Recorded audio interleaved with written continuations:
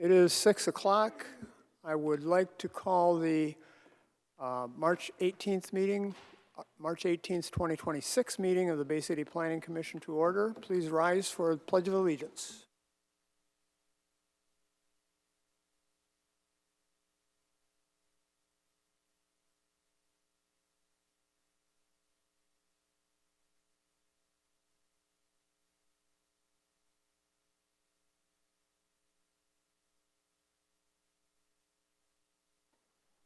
Thank you.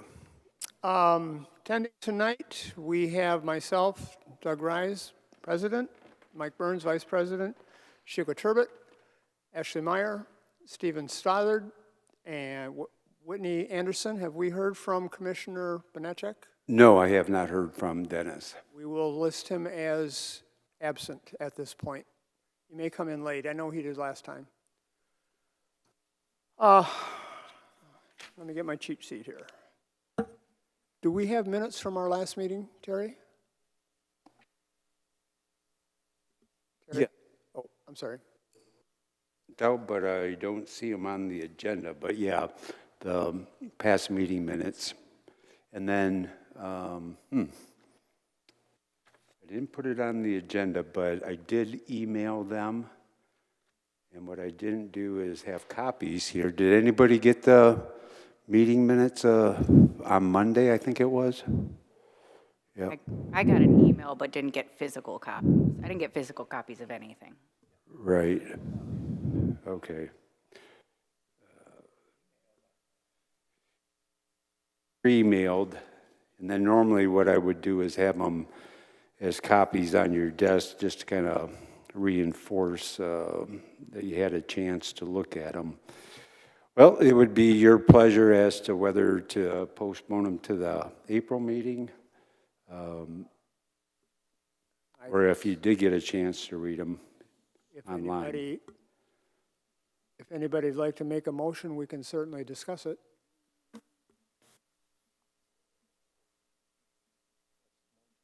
To approve the minutes from. I move we approve the minutes from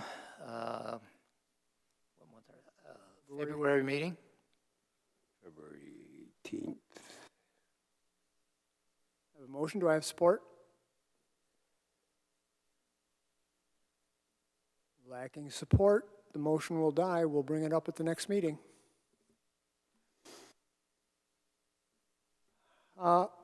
Tonight, we will be discussing the zoning ordinance. We don't have anything else on the agenda. I would like to request that the commissioners, if you have comments, let's keep them concise. There's a lot of material we've got to cover tonight, and we're under a pretty significant time constraint in terms of getting the ordinance completed and ready for city commission action.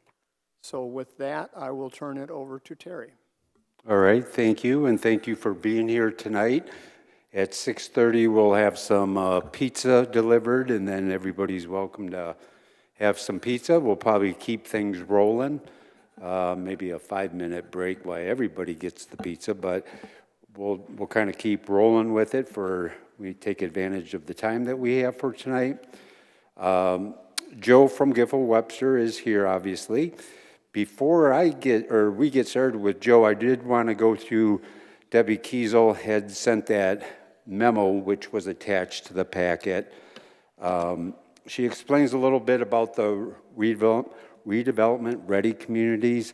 That's a big aspect that the city is attempting to get the certified level, and this zoning ordinance obviously does fit into that, and I'll cover a little bit later. But as part of the RRC program, we do have direction to change obsolete zoning regulations to update any zoning regulations that might be out of date, whether it's a definition of a family or a definition of a daycare. Those things sometimes do get changed over the years, so we're making sure that all of that older, outdated language is replaced. And then Debbie explained that there was 3 grants to cover the project that we're in, which is the zoning ordinance, then we had the sign ordinance, which we got passed, and then the pre-approved housing plans, which we haven't gotten into yet, but that will be coming shortly. And then she explains where that funding came from. And I would add myself that this is also a continuation of the Carlisle-Wortman. You'll remember we had some work done on that ordinance when Giffords and Webster's was hired. I made a point to reference maybe some of the material that was prepared under the draft ordinance before. So there was some connection to that previous ordinance. Whenever I seen something that we might have worked on, I tried to mention it and maybe save some time on the revision. Page 2 of her memo, it talks a little bit about that budget again, the time frame, and with anything, we've got reporting requirements that we have to do. Then she highlights some of the things that we have achieved, such as the zoning survey, completed the zoning assessment. That booklet is available and kind of highlights some of the shortcomings that the current zoning ordinance had. The sign regulations, we did get those adopted. And then on the timeline, the only thing that I added here on my discussion was just we do have to have time for the city attorney to review it. So we'll have to factor that in because that will be crucial to make sure that that is done properly and vetted by the city attorney for they have a chance to review it. Then I just kind of added some dates as far as what a submission date would be if we had those particular dates to strive for. And then finally in July of 2026 is kind of when all the reporting and hopefully even by the June 30th date, which would be end of a year for us fiscally, it would end June 30th. So there's some accounting with that. And then lastly to cover, Debbie did add the RRC best practices. And I think the main ones that I would point out that this ordinance is trying to achieve is it allows a mixed use, buildings by right, and then requires 2 or more of the following elements, which is concentrated development. So there's some best practices within the RRC that speaks to townhouses, quadplexes. We've been getting phone calls ourselves on tiny homes, inquiries about that. So pretty much anything to do with the housing type. Just recently, there has been a lot more discussion and even inquiries into those types of residential units. And then 3 or more of the following tools, which is talking about our parking, which we have already some districts that are exempt, so that kind of helps.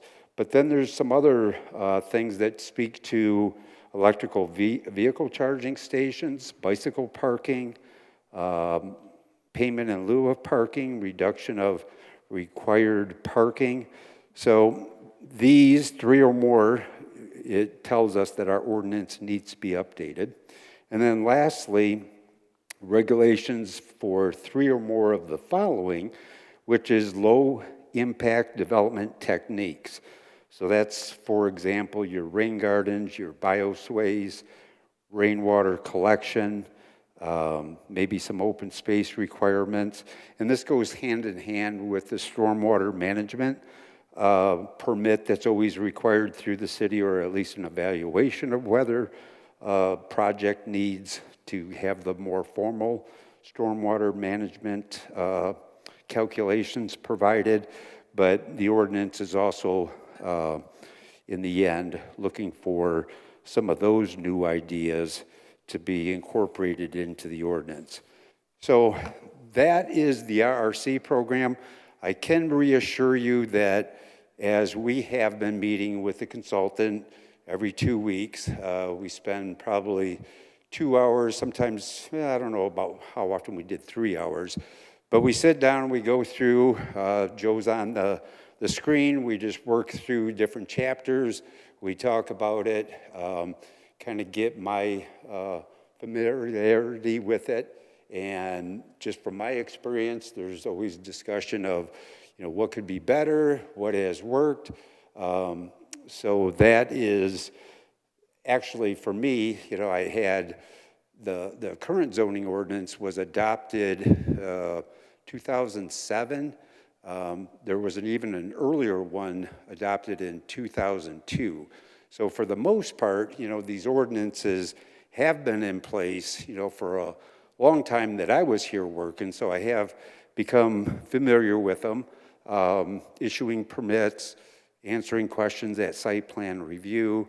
But then there's always the need to do better, and that's part of the purpose of this exercise, is to get a new ordinance that brings things up to more today's terms or definitions, and maybe even simplifies, which is another goal that we strove for, to make sure the readability of it, to make sure that people understand how to find certain things, because the current ordinance that we use, we do get complaints sometimes about people not being able to jump and know where to go, but hopefully at the end of the day, this will all be corrected in the new ordinance. So, having said all that, I'll ask Joe if he could come up, and he'll cover probably the memo, his memo, and kind of highlight some of the key points that he had on that too. And then he'll get into the discussion about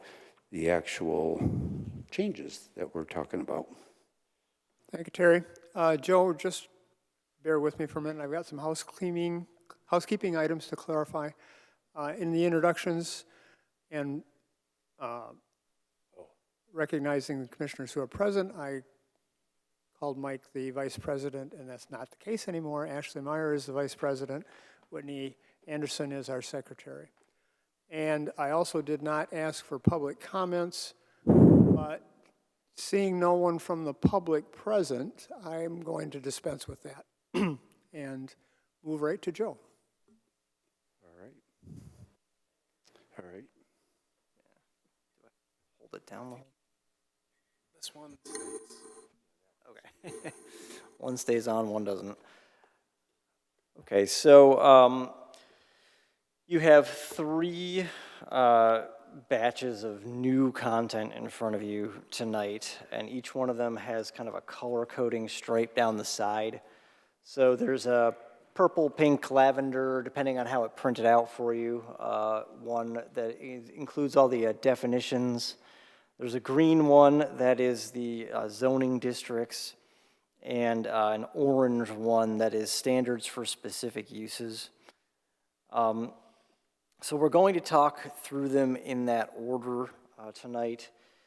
So we'll start with the definitions.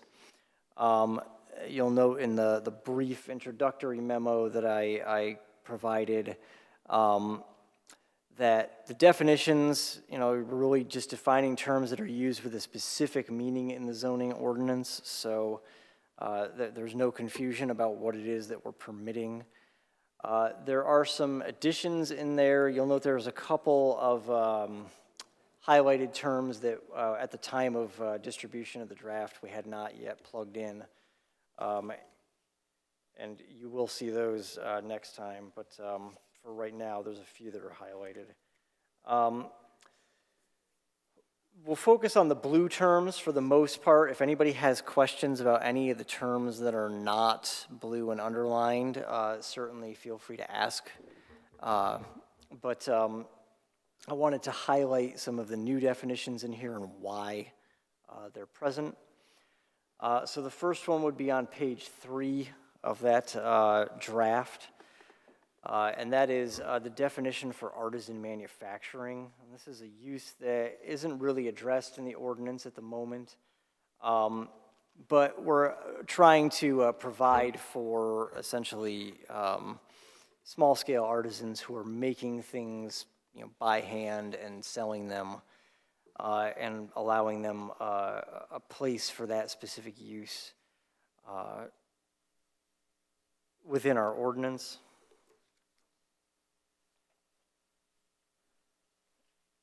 The next new definition, we've added a couple of definitions for quadplex and triplex.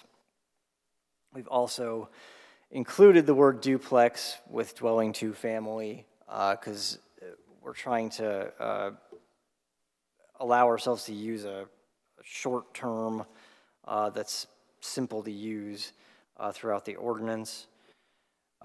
Again, you'll see some definitions when the full ordinance comes together for these highlighted terms, and we'll keep them highlighted so that you're aware to look for them.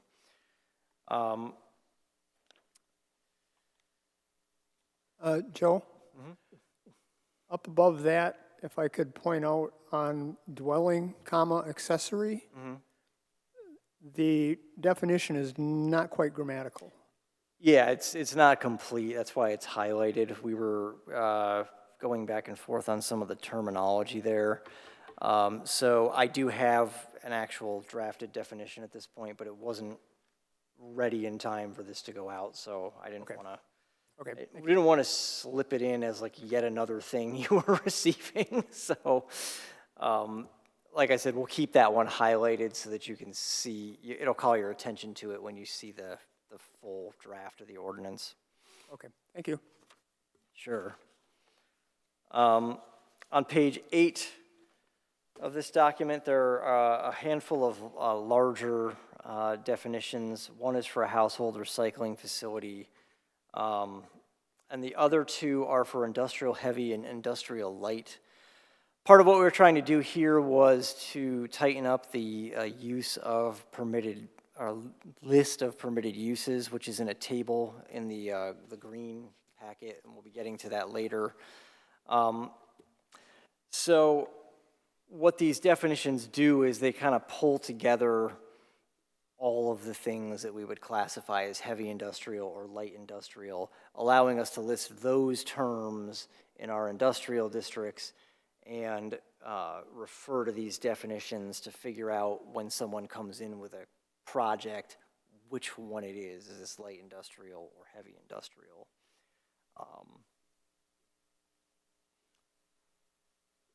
Then we get to also have a nice short focused list of permitted uses.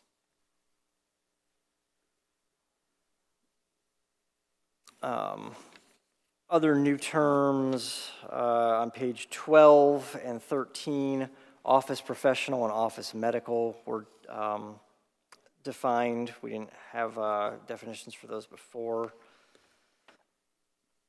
Just trying to be clear about what we mean by both of those. And then on 14, you'll see a definition for retail, which does the same thing that the heavy and light industrial use definitions did, which is to take the list of various things that would qualify as retail in the ordinance and consolidate them into one thing, because we're permitting all of that everywhere we permit retail. So we wanted to just have an expansive definition of retail that captures it all and then allow us to just list retail in the districts where we want to permit it. Joe? Yeah. Would you be able to add in the definitions mixed use? Yes, we could add a definition for mixed use.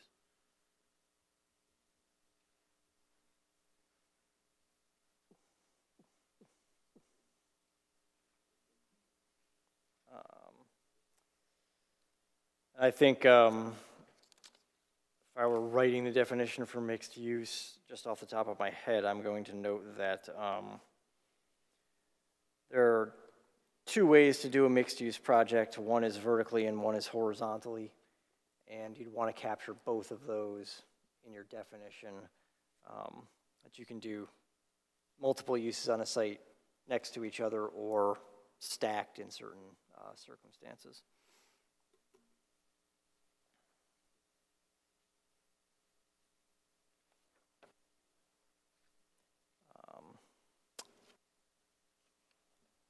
And Joe, you mentioned that when I brought up the issue previously that you had highlighted for that definition. There are other highlights in here, and I'm assuming, especially on that one chart that isn't there, that those are other items that are going to come. Exactly, yeah, same thing. But those are the new definitions that we added. One thing that you'll notice is that there are a handful of grouped definitions that were originally elsewhere in the ordinance. They were, with a specific use and its regulations. Those have been moved into the definitions section, so all the definitions in the ordinance are in one part of the ordinance. None of those changed, in terms of their wording, but they're all in one place now. Sexually oriented businesses is one of those categories, and wireless communication definitions is another one of those categories. And when you look at the orange document, you'll see those struck out in those places where they originally were located. Okay. So that was the end of the definitions. Can I get to like weird nitpicky things? I mean, not nitpicky, but I mean relevant little things, not This like. is a good place to ask questions and make Okay. comments. So you have adult foster care family homes and adult foster care small group homes. And I was kind of cross-referencing to the zoning in the other article. I don't remember what number it was. But I noticed that adult foster care and large group home is not anywhere in the table.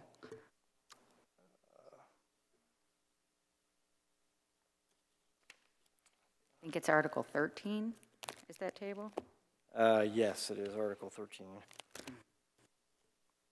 That was adult foster care small group home was the one that you were saying wasn't in there? It's the largest one, I believe. The largest one. Yeah, so you have L and M, adult foster care family home, adult foster care group home. But adult foster care large group home is not in there. So is that either incorporated with one of the other two, or should that be delineated separately in the table? Ashley, on page 2, did you see under adult foster care facility, there's 1, 2, and 3? An adult foster care. Yeah, it's number 3. Small group homes and. Yeah, the 1 and 2 are in there, but 3 is not.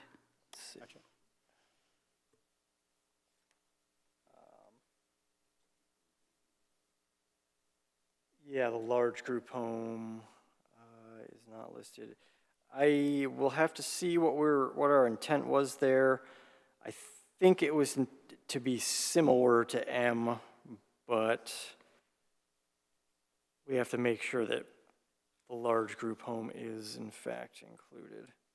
And if so, I think we should state that in the table. Yeah. So we would add it here. You're talking the table on 17, right, Ashley? Yeah. Yeah, 17 of 13.2, yeah. 13, yep.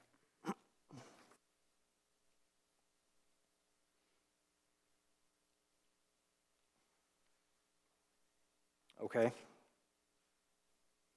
Thank you for that. Oh, and then if we're jumping ahead on page 7, this group daycare home is duplicated. You have it separately, but I think you had already chunked it in with another section. Let's see, where was it? Yeah, on page 5, it's D. Group daycare home. But then it's individually listed on. Oh, yeah, the intention was to group them and get rid of the other one, and I guess we just didn't get rid of it. That's kind of what I thought, so I figured you want to strike that Yep. individual one. And then on page 8, independent living group home, all the other ones are kind of specific in how many people or, like in childcare facilities, they talk about how many kids that entails. This definition doesn't really give that. But when you're looking at our table to see, how many people that would involve, I mean, it's basically automatically permitting in R1 an indefinite amount of people, unless it's specified somewhere else, you're basically saying that you could have an infinite number of people. You see what I'm saying? That's, okay, yeah, I see what you're saying. This is something that we didn't change, but what we'll have to do is look at the state licensing and determine what this is trying to be and make sure that we address it.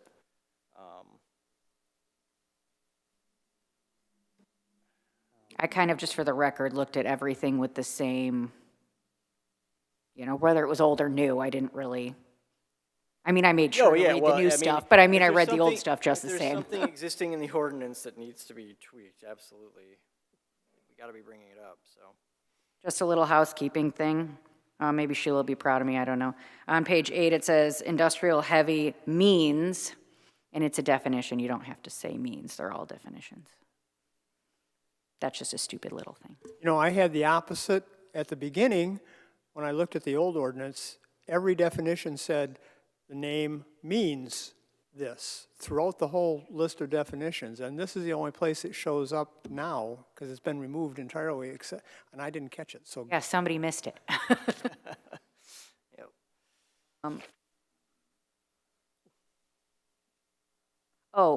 Where it says innkeeper on page 9, it says innkeeper, the manager or owner of a bed and breakfast. I mean, just in the sake of being short and succinct, since that's probably the only place that's listed, couldn't we just say in that part of the ordinance, the manager or owner? it does show up somewhere else.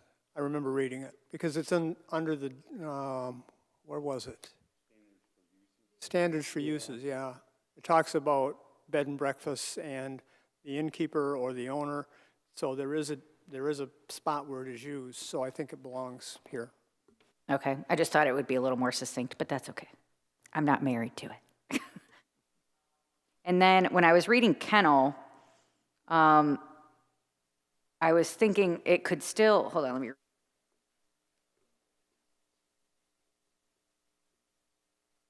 I mean, does that mean a person who breeds in their home would be considered a kennel?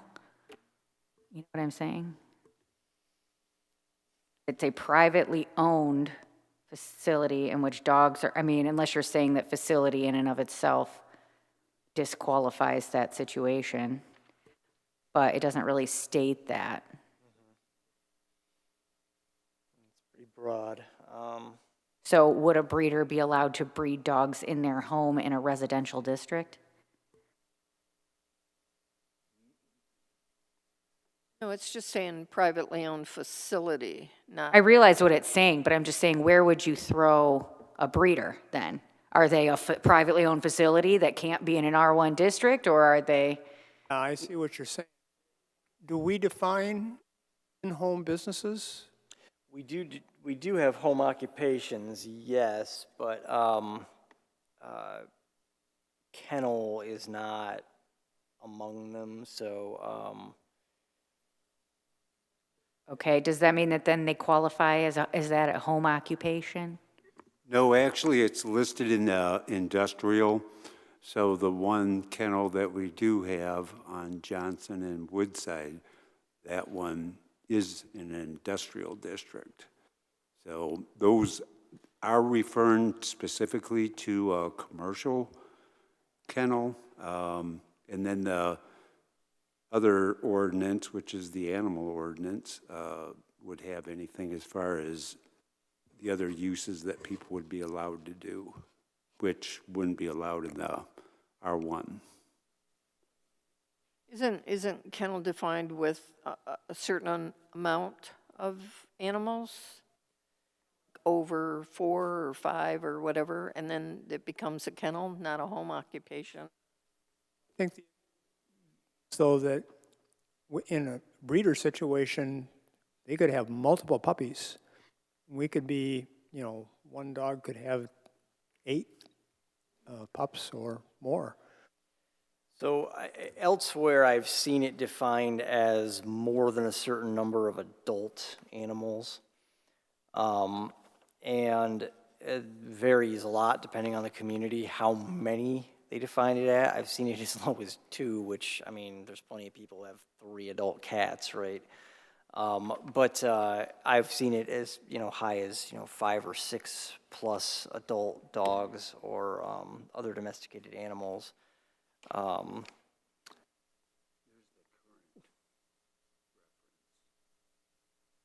Yeah, the standards for kennels definitely are oriented toward commercial kennels. So I think what you probably would want to do here as a way of clarifying things is perhaps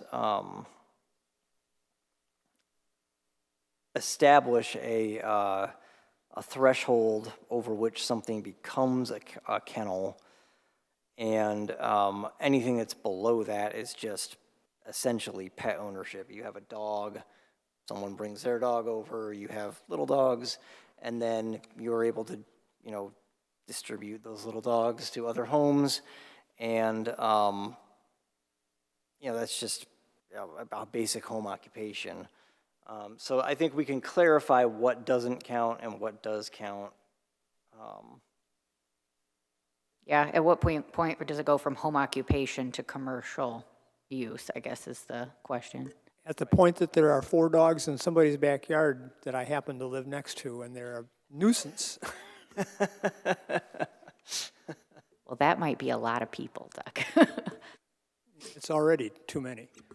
Yeah, we will get to this section 122.21.15, which again is that reference to the commercial kennels. It just has a minimum distance from a residential zoning district of 100 feet, and then it has to comply with the regulations between the principal building and the different setbacks.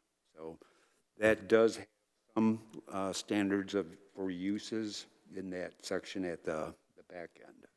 The other thing that we can, as a group, do is look at the animal control and make sure that we're being consistent with the animal control ordinance.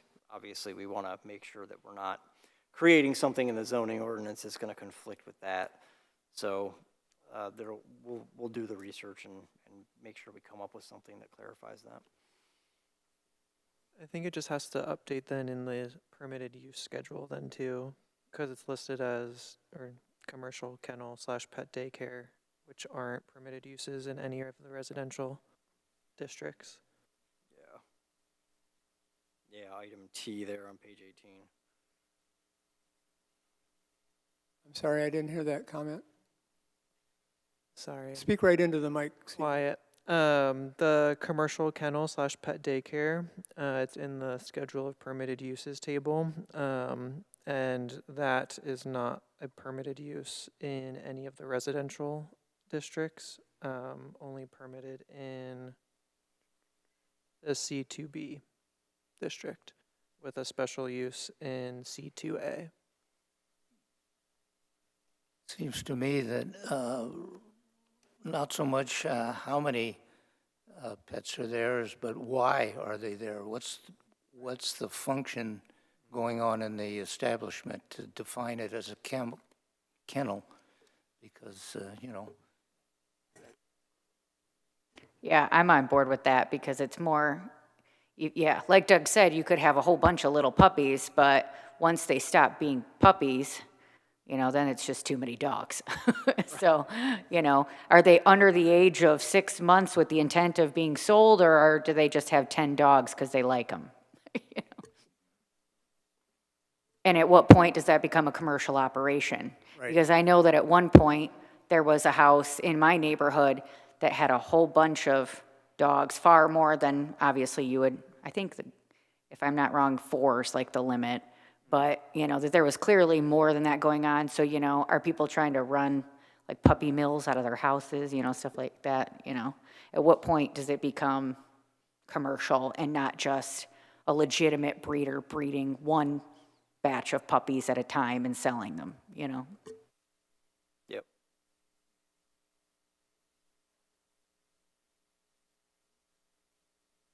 Oh, just a stupid housekeeping thing on page 10, where it says lot depth Lot double frontage is a different definition, it just needs a return.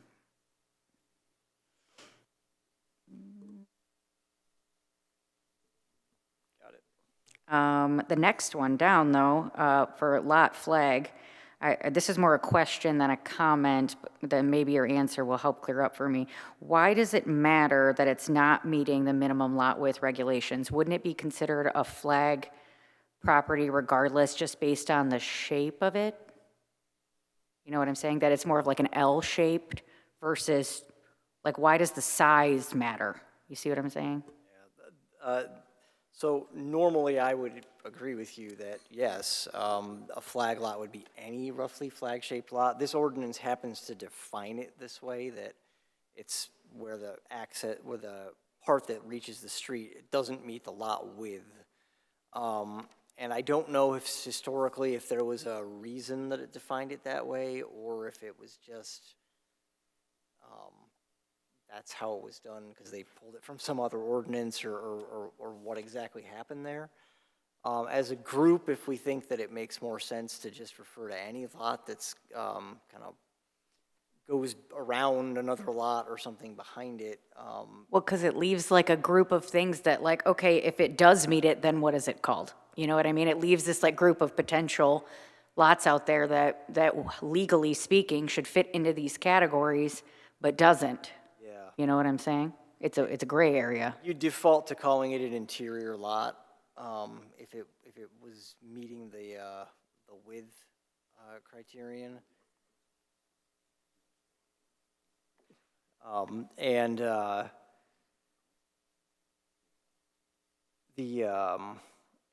was I just gonna say? Yeah, you default to calling it an interior lot if it met the width right now, because that's essentially what it is. And then I'm guessing that they were looking at lots that they saw as being a potential problem in the future because of the width of the access, and the changes to the Land Division Act over the years that have made it against state law to create landlocked lots that don't have any frontage.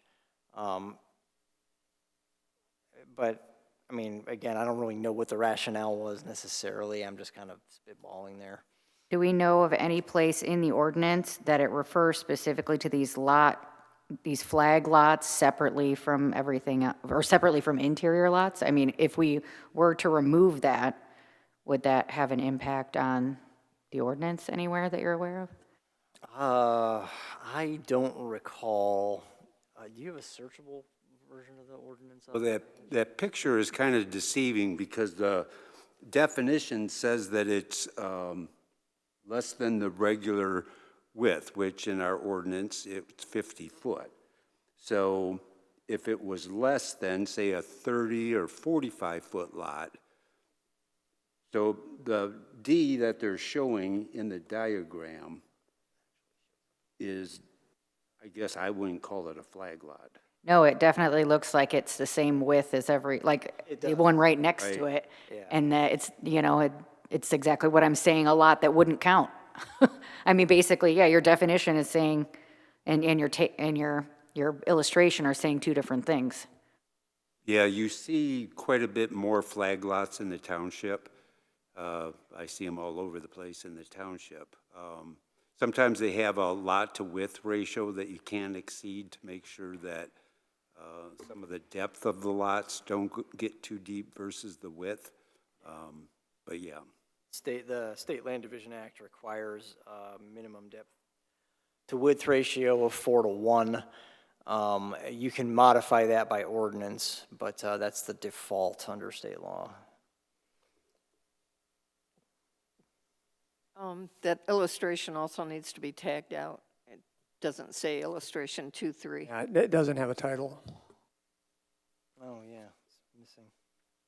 But yeah, that one that is the double lot, it says it's a D for a flag lot, but should really be a C, right? Well, it's It's an A, actually. Oh, I'm sorry, C is Yeah, another lot. Okay, I was thinking that was a street. yeah, it's an A. Ashley, do you have more comments, or we might take a break and then keep going with your comments? Our pizza's getting cold. Pizza's sitting over We here. can take a break, because, Yeah. yeah, I do. All right, yep, we'll take a break and then just kind of come back and we'll keep going through it. Motion to go into a recess. Motion to go into recess. Support? All in favor, say aye. Aye.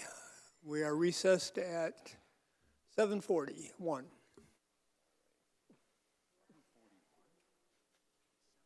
6:41, excuse me. 6:40. Get my mouth empty. I was going to ask for a motion. So do I have a motion to return to regular order? I don't know, Lisa, do I? Does he? Okay.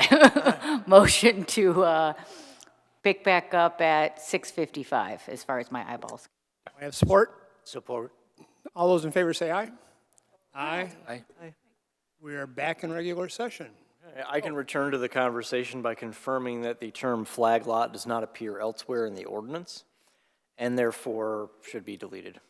So we can strike this whole fun thing? Okay, cool. There's no reason for it to be there if we're not using it as a point of regulation, so. So in the table, would we hypothetically reassign D as just an interior lot? Yeah. Okay.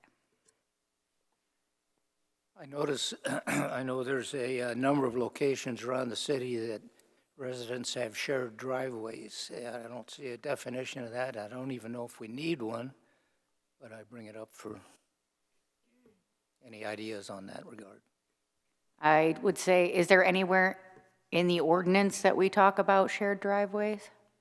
If there isn't, I would leave it out, but if there is, I definitely would add it, so. It's not addressed in the zoning ordinance anyway.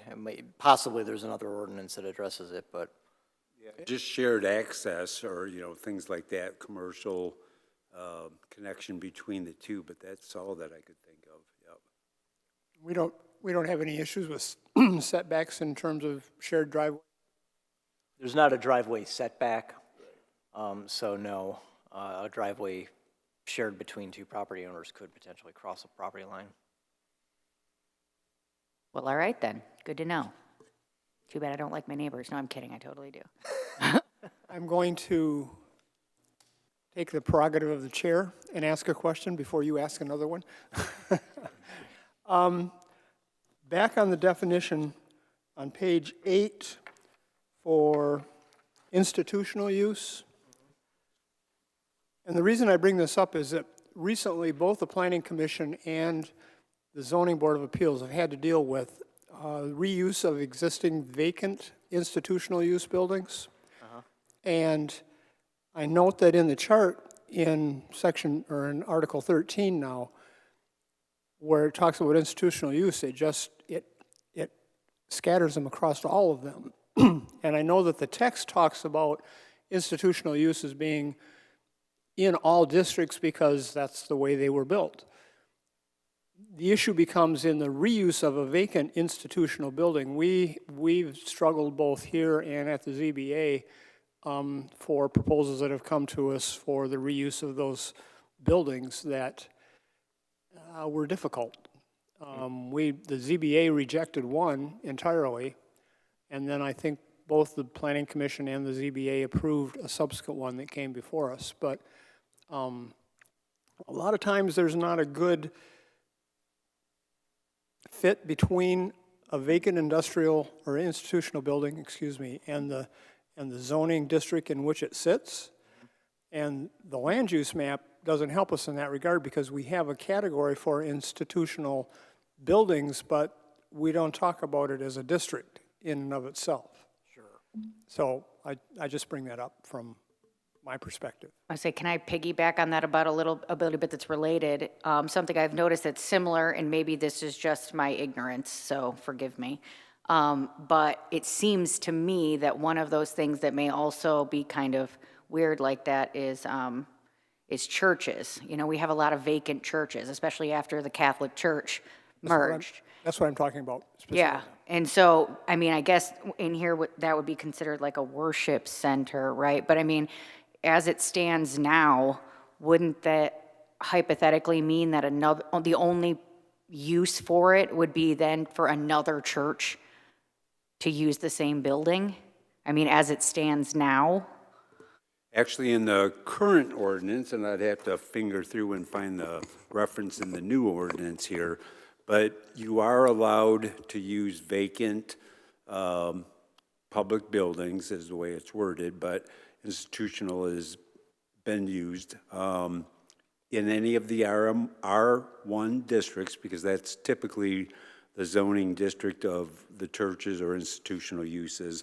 And then the ordinance says that you can use for the reuse any RM1 uses that are listed and any O1 office uses that are listed. So you can go to the Planning Commission with a special use to reuse one of those vacant buildings, and you could use it for anything that's listed in the RM1, which is medium density, or the O1, which then does open up the door for some other uses, offices, I think even, I don't have the list in front of me, but yeah, the O1 office is the use that you could reuse the church for.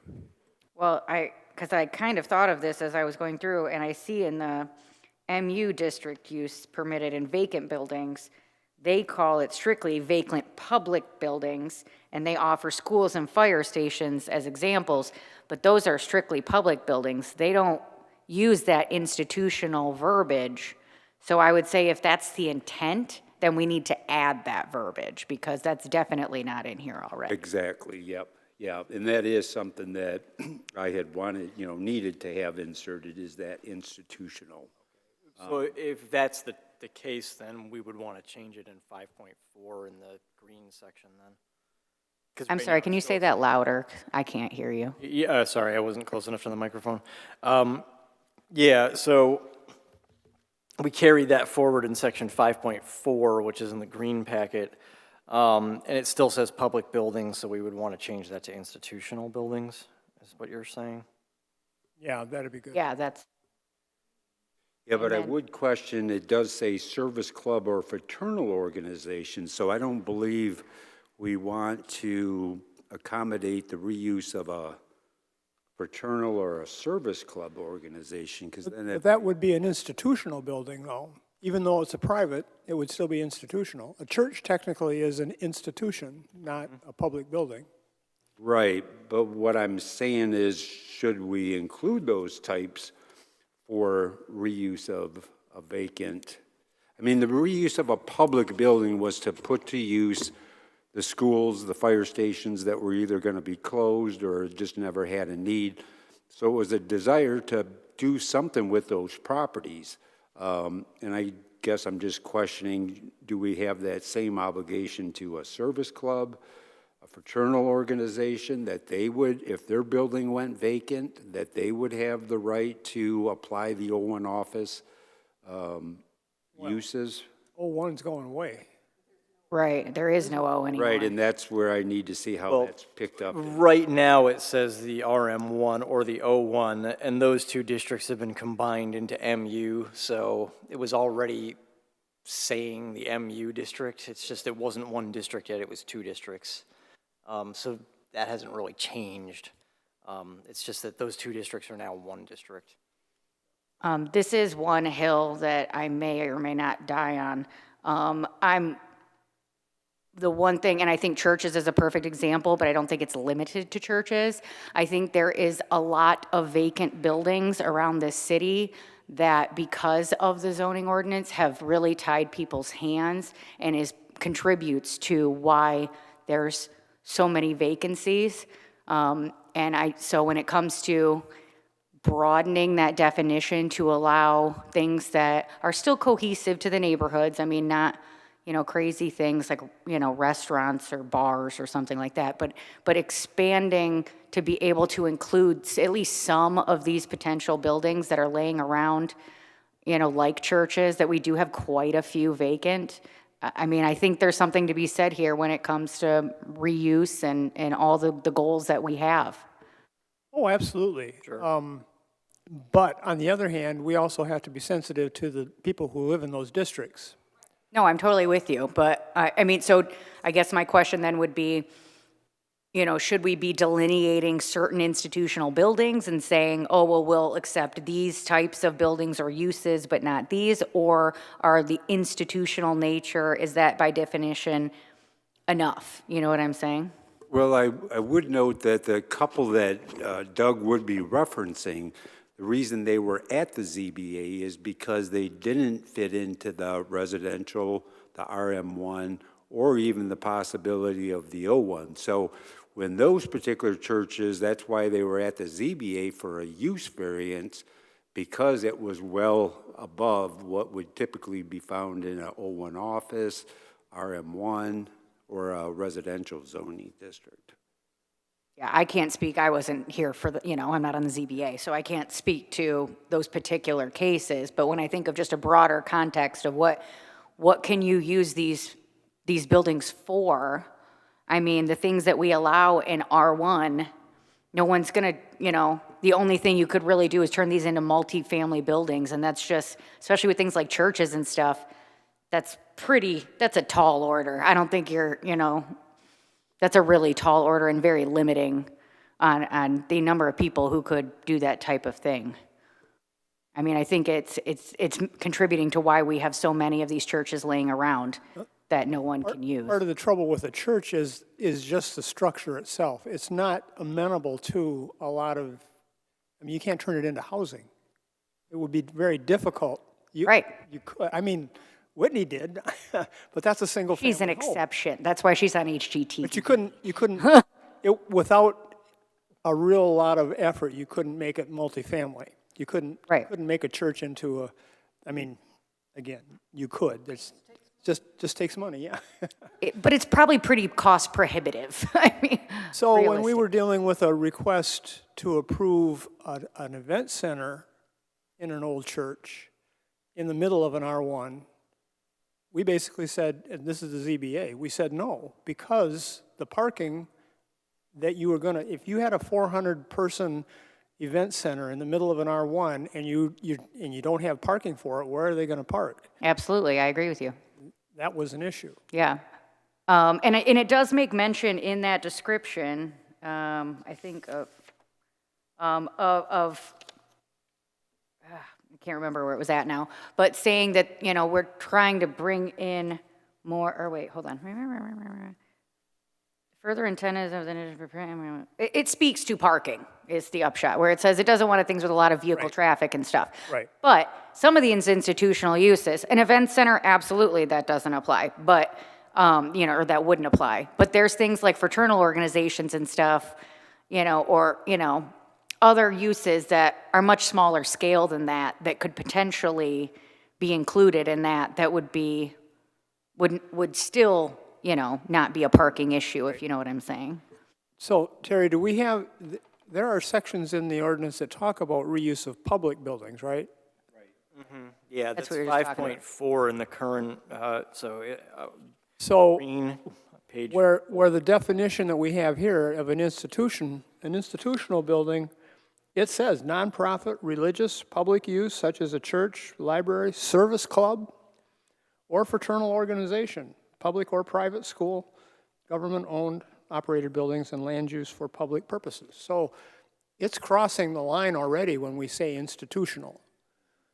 So maybe that's what we need to be carrying forward into the rest of the ordinance, is the institutional use as opposed to public. And yes, that's what I'm getting at. I think that's a great idea, Doug.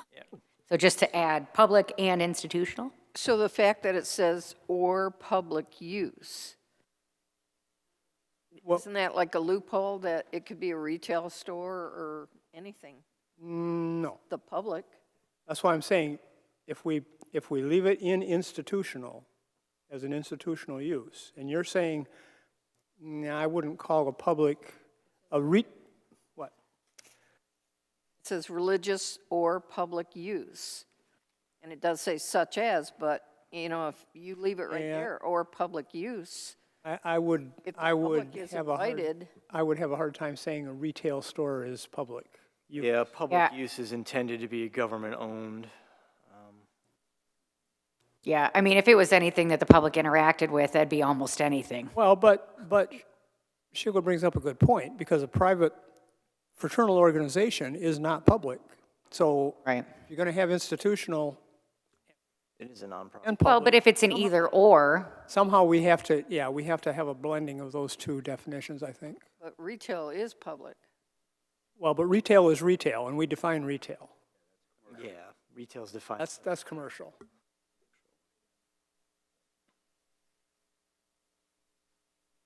So I will put that back to you, Joe, and let you do your magic on it. Yeah, I understand exactly what the remit is. We'll just have to put our heads together and make Yeah, sure. because my comment or thought was because I can think of on Henry Street, a couple of service clubs or fraternal organizations, but I wouldn't suspect that we should open the door for the RM101 offices because, like I said, what type of buildings are we trying to repurpose? And if that is a fraternal building and it's just if you think of the one by the Sage Library, the VFW or one of them there, it's a pole-style building. So, is that the type of institutional reuse of a building that we would want to allow? That's the part I'm questioning. well, my thought is that if you basically say no and don't do that, then you have a lot of buildings, like churches, that have no other use whatsoever. I mean, you're basically saying, all you can turn it into is a school, a church, or a fire station. Well, the only thing is, on my particular two topics, the service club and fraternal organization, those are actually in the commercial zoning. Yeah, so that's a commercial zoning for that. And that's where, I'm kind of seeing this creep of where do we draw the line that we're no longer trying to reuse everybody's building. We're just trying to reuse churches, vacant building, or vacant schools, vacant fire stations, vacant churches. But I wouldn't say that should also now include service clubs. Well, if they're only permitted in the commercial districts, you're unlikely to encounter too many of them in R1. So I don't know that it necessarily is a problem at that point because they're not there anyway. I mean, if they're in commercial districts, they can be anything. The problem is the buildings that are sitting in residential districts that you have nothing you can do to them. I mean, it's basically supporting a bunch of vacant buildings that nobody can do anything with that are in residential areas because churches were allowed to be in residential areas, so they're all over. On the other hand, we did approve a reuse of a church for a microbrewery and bar. I think you were not here. Yeah, if you've one on got, if Sixth- you've got one in a commercial On district, Sixth Street. make it anything you want, basically.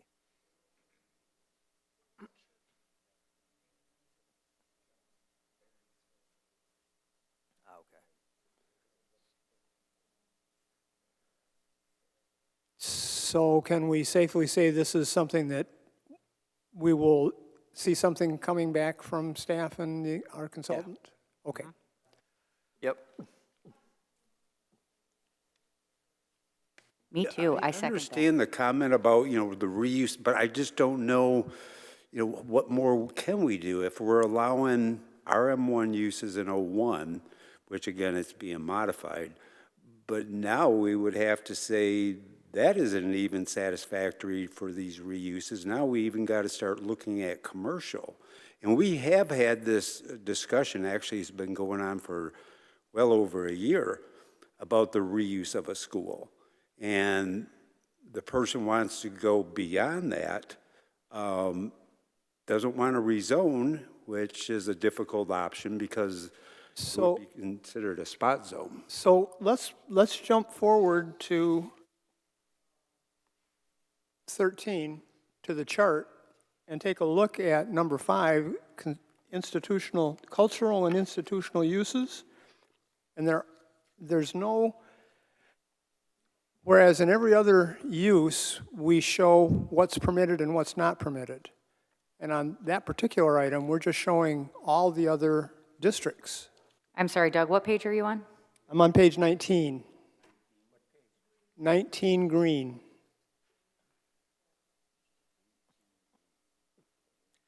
Well, that's a category of uses. So the numbered things, so recreation and open space uses, there are 4 things under that. And then cultural and institutional uses breaks down into A through whatever, Yeah, I see what you're saying, Joe. A through O, yeah. So then we just list the districts every now and then to, You listed it for the major category. exact for each major Subcategories. category, you're listing all the districts again, so you don't have to go all the way to the top of the. Okay, so my thought is, especially since we break this down in this amount of specificity, couldn't you just put in that text section, permitted institutional uses, and then in the table, break down which ones that includes? Which ones would you allow? Would you allow an art gallery that's probably only gonna have a few people ever in it at once? Or, and as I said, we could sit here and argue over which ones those would be, but, that would solve, what seems to be Terry's issue with it and be more specific about which permitted institutional uses that includes. Instead of saying all of them, just say some of them. And that would give more uses to the vacant buildings, not leaving a bunch of things empty, but not open the door to Pandora's box, so to speak.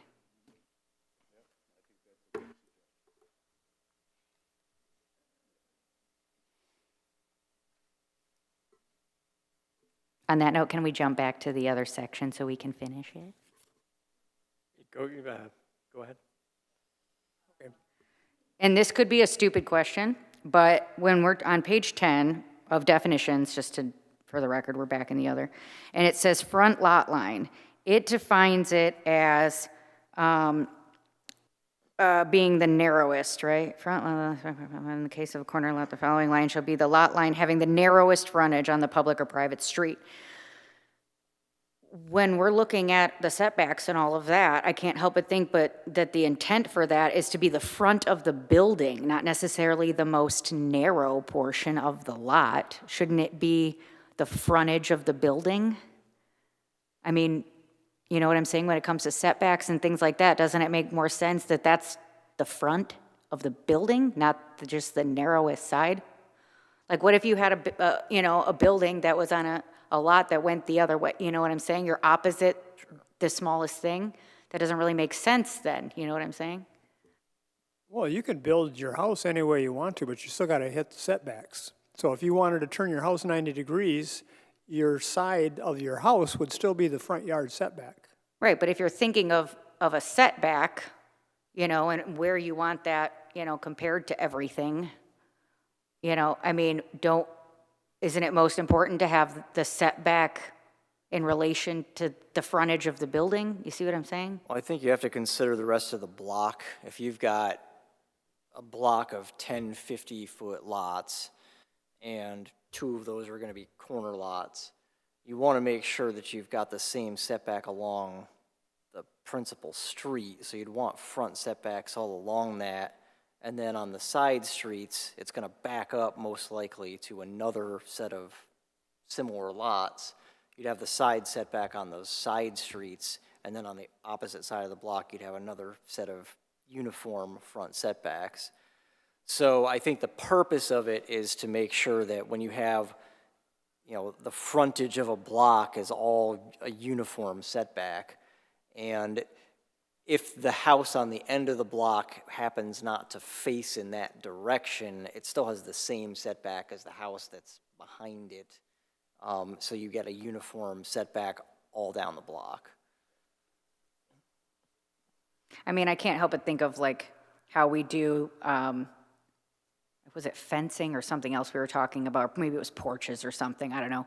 And we were talking about how with corner lots, some of them are back to back, you know what I'm saying? Where other blocks, they're not, I can't help but think that, maybe that's a more sensical way of saying it, that, that when you're dealing with a corner lot, if it's a block that is just the side of somebody else's house, or, you know, the back, you're backing up back to back, which is, just like you said, the majority of them probably. You know, then that's not, you know.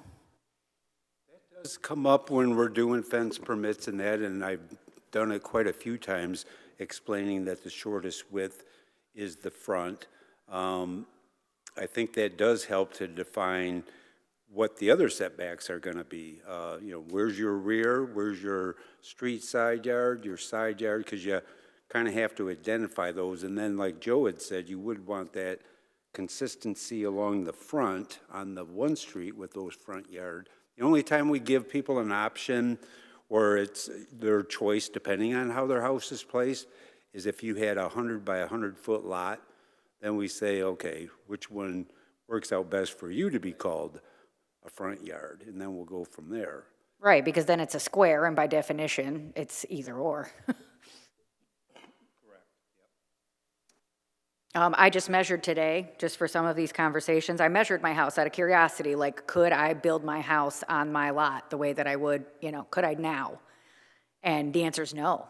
You couldn't build, I measured, I have a 50 by 100 foot lot and an obnoxiously oversized house, and my house is only 10 feet from the sidewalk. With the setbacks, it would be 15. My house, I would have to cut 5 feet off the end of my house.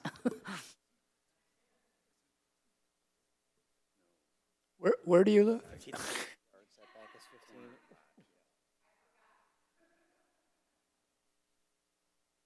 Keep in mind too, this is language that wasn't proposed for change. So this is what the ordinance already says. And historically, the city was built on 50 by 100 foot lots. And what we've encountered over time, maybe not is that nice, consistent framework, but for the most part, that's what we've dealt with. And unless there's some major reason to change it, I guess I don't see a Okay, point. yeah, maybe it doesn't come up. I think, you know, when people are building or doing whatever they're doing, you know, it could potentially impact your ability to build.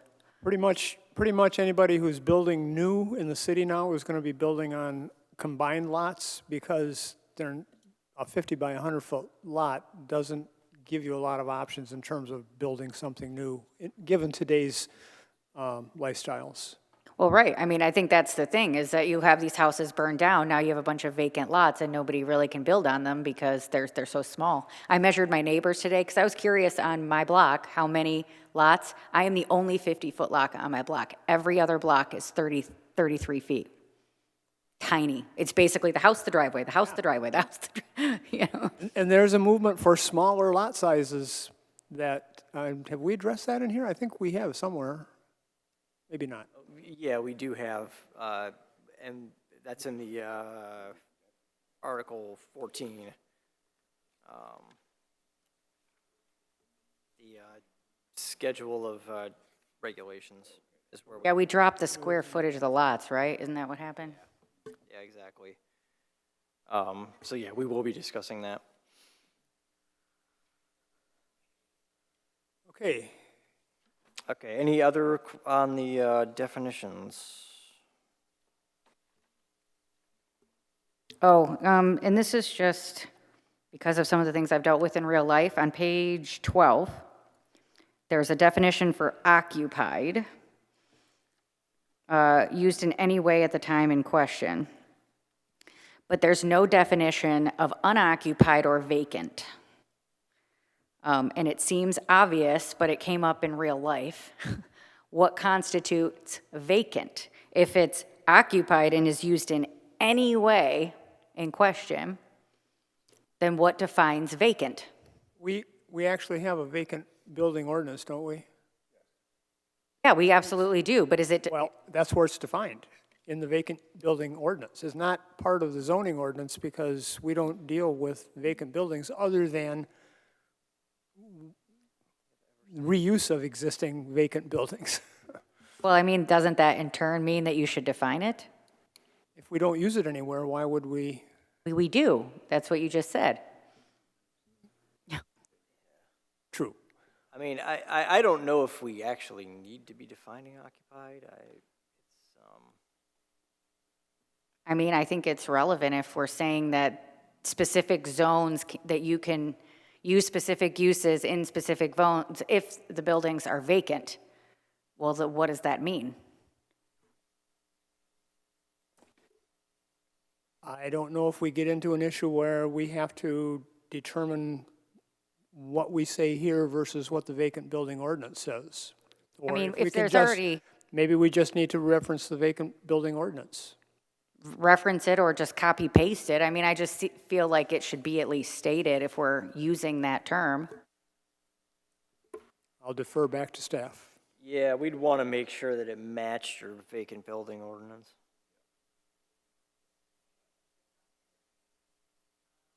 Oh, in your new definition, I'm sorry, I didn't realize I had a note when you brought it up. On page 13, and you talk about office medical. One of them, medical offices may include ambulatory surgery centers, clinics, and urgent care operations. Now, it seems to me that there's a big difference from a zoning perspective between like a doctor's office and like an urgent care facility, just from a use standpoint, how many cars you have coming in, ambulances coming in, you know, whatever. I mean, should those be all thrown in the same zoning bucket? You know what I'm saying? I think the ordinance permits them all the same way at the moment, so separating them out, the only reason to separate them out would be if you were going to permit one in one place and not another one. So I guess that's a policy question, is do you think urgent care should be not permitted somewhere where we permit other types of medical offices? Well, I guess my question then would be, where do we allow just permit, you know, where are these permitted automatically and where do they require special use? Like which zones? Let's see, medical offices. Just looking for it. Medical office on page 18, it's G. Permitted uses in C1, C2A, C2B, C3, M1, and special land use in M2. Okay, so it's not any of the residentials or the multi-use, I notice. Right. I mean, is that, since multi-use is kind of a new thing, then I would say, is that something that we would ever consider? I mean, I know as it stands, it says no, but I mean, You could permit medical office in the mixed-use district. I mean, I would think that that would be something that wouldn't have a lot of pushback. If a doctor just wanted to put an office in a mixed-use building, I don't really see the big deal, but maybe I'm super wrong there. And if that's the case, then you'd want to have a difference between that and an urgent care facility.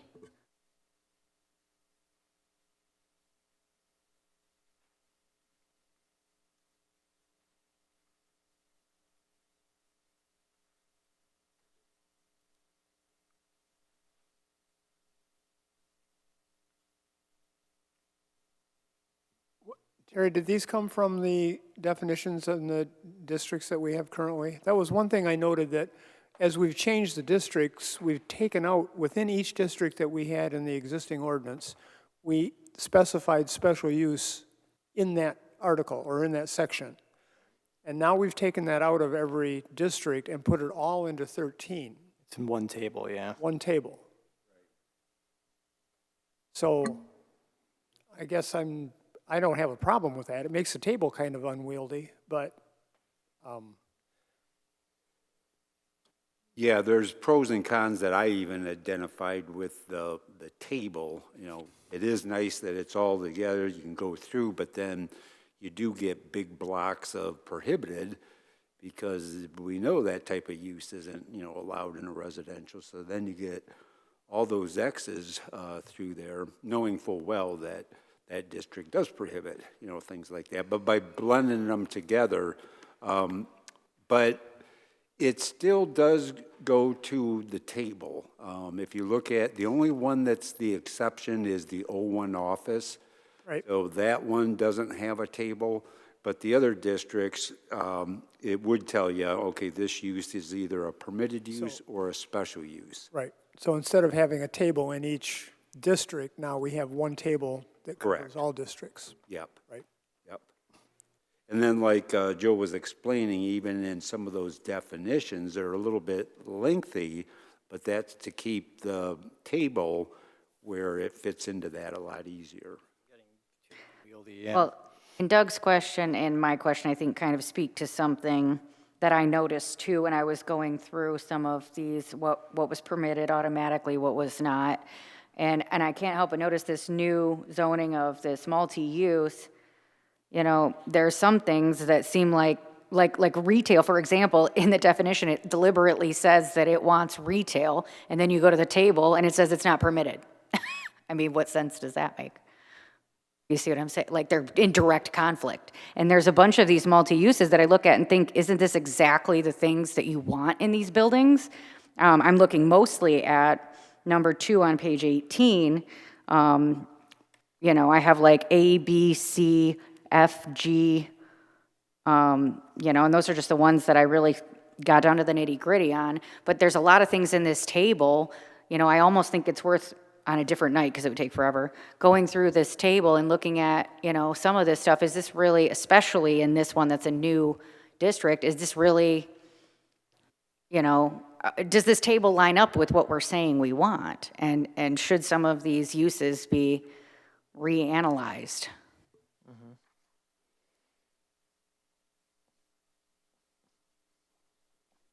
See what I'm saying? Like, I mean, retail, it literally says it right in there. Business and personal services, it says, I'm pretty sure it says explicitly in there you want. But then on the table, they're all X'd out. They're not even special use. They're just, no. But that's in the RM1. That's the R1, the R, No, this is mixed use. oh, you're talking just the MU? Yeah. And then in the section, you read it, and it deliberately says, this is what we want in the district. And then you go to the table, and it says, no. Doesn't make sense. Good point. Sure, yeah, I see that, yep.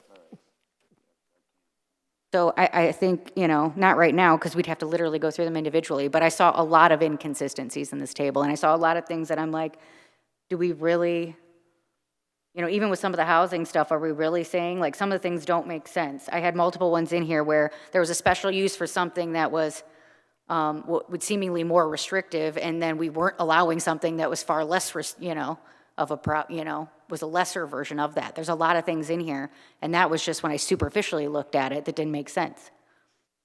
And I could go through a bunch of those examples, but Doug would kill me. So I'm just saying there's a lot that don't make a ton of sense.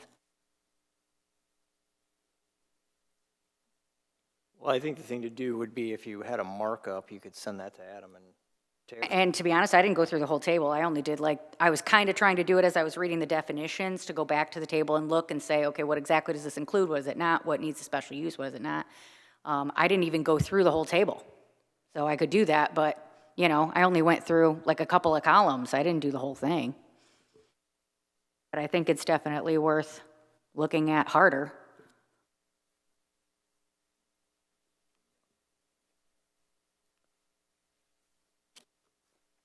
Between now and next month, we get one more shot at this, because we are going to get the ordinance Yeah, for sure. complete review. So I guess I would suggest maybe spending some time just looking at that chart in terms of the districts we've defined, and pointing out your concerns, and then getting that to staff to forward to Joe.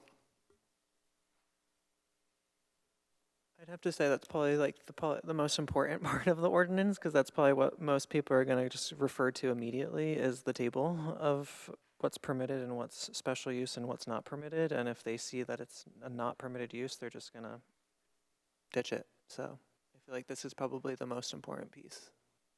is this Right. table. I would Right, agree with and that. we use that considerably throughout our workday too.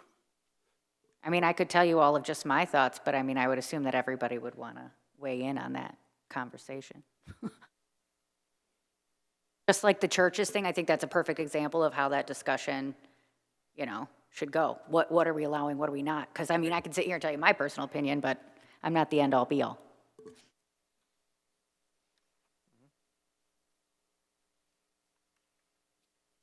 So are we finished with definitions? Do you have anything else, Ashley?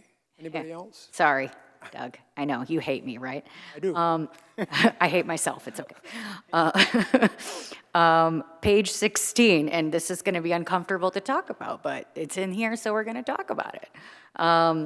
Some of these things, when you were talking about earlier, how some things have maybe become obsolete, as I was reading through some of these sections, I couldn't help but notice that I think some of these times are a-changing, and some of these might not necessarily be things that actually exist anymore.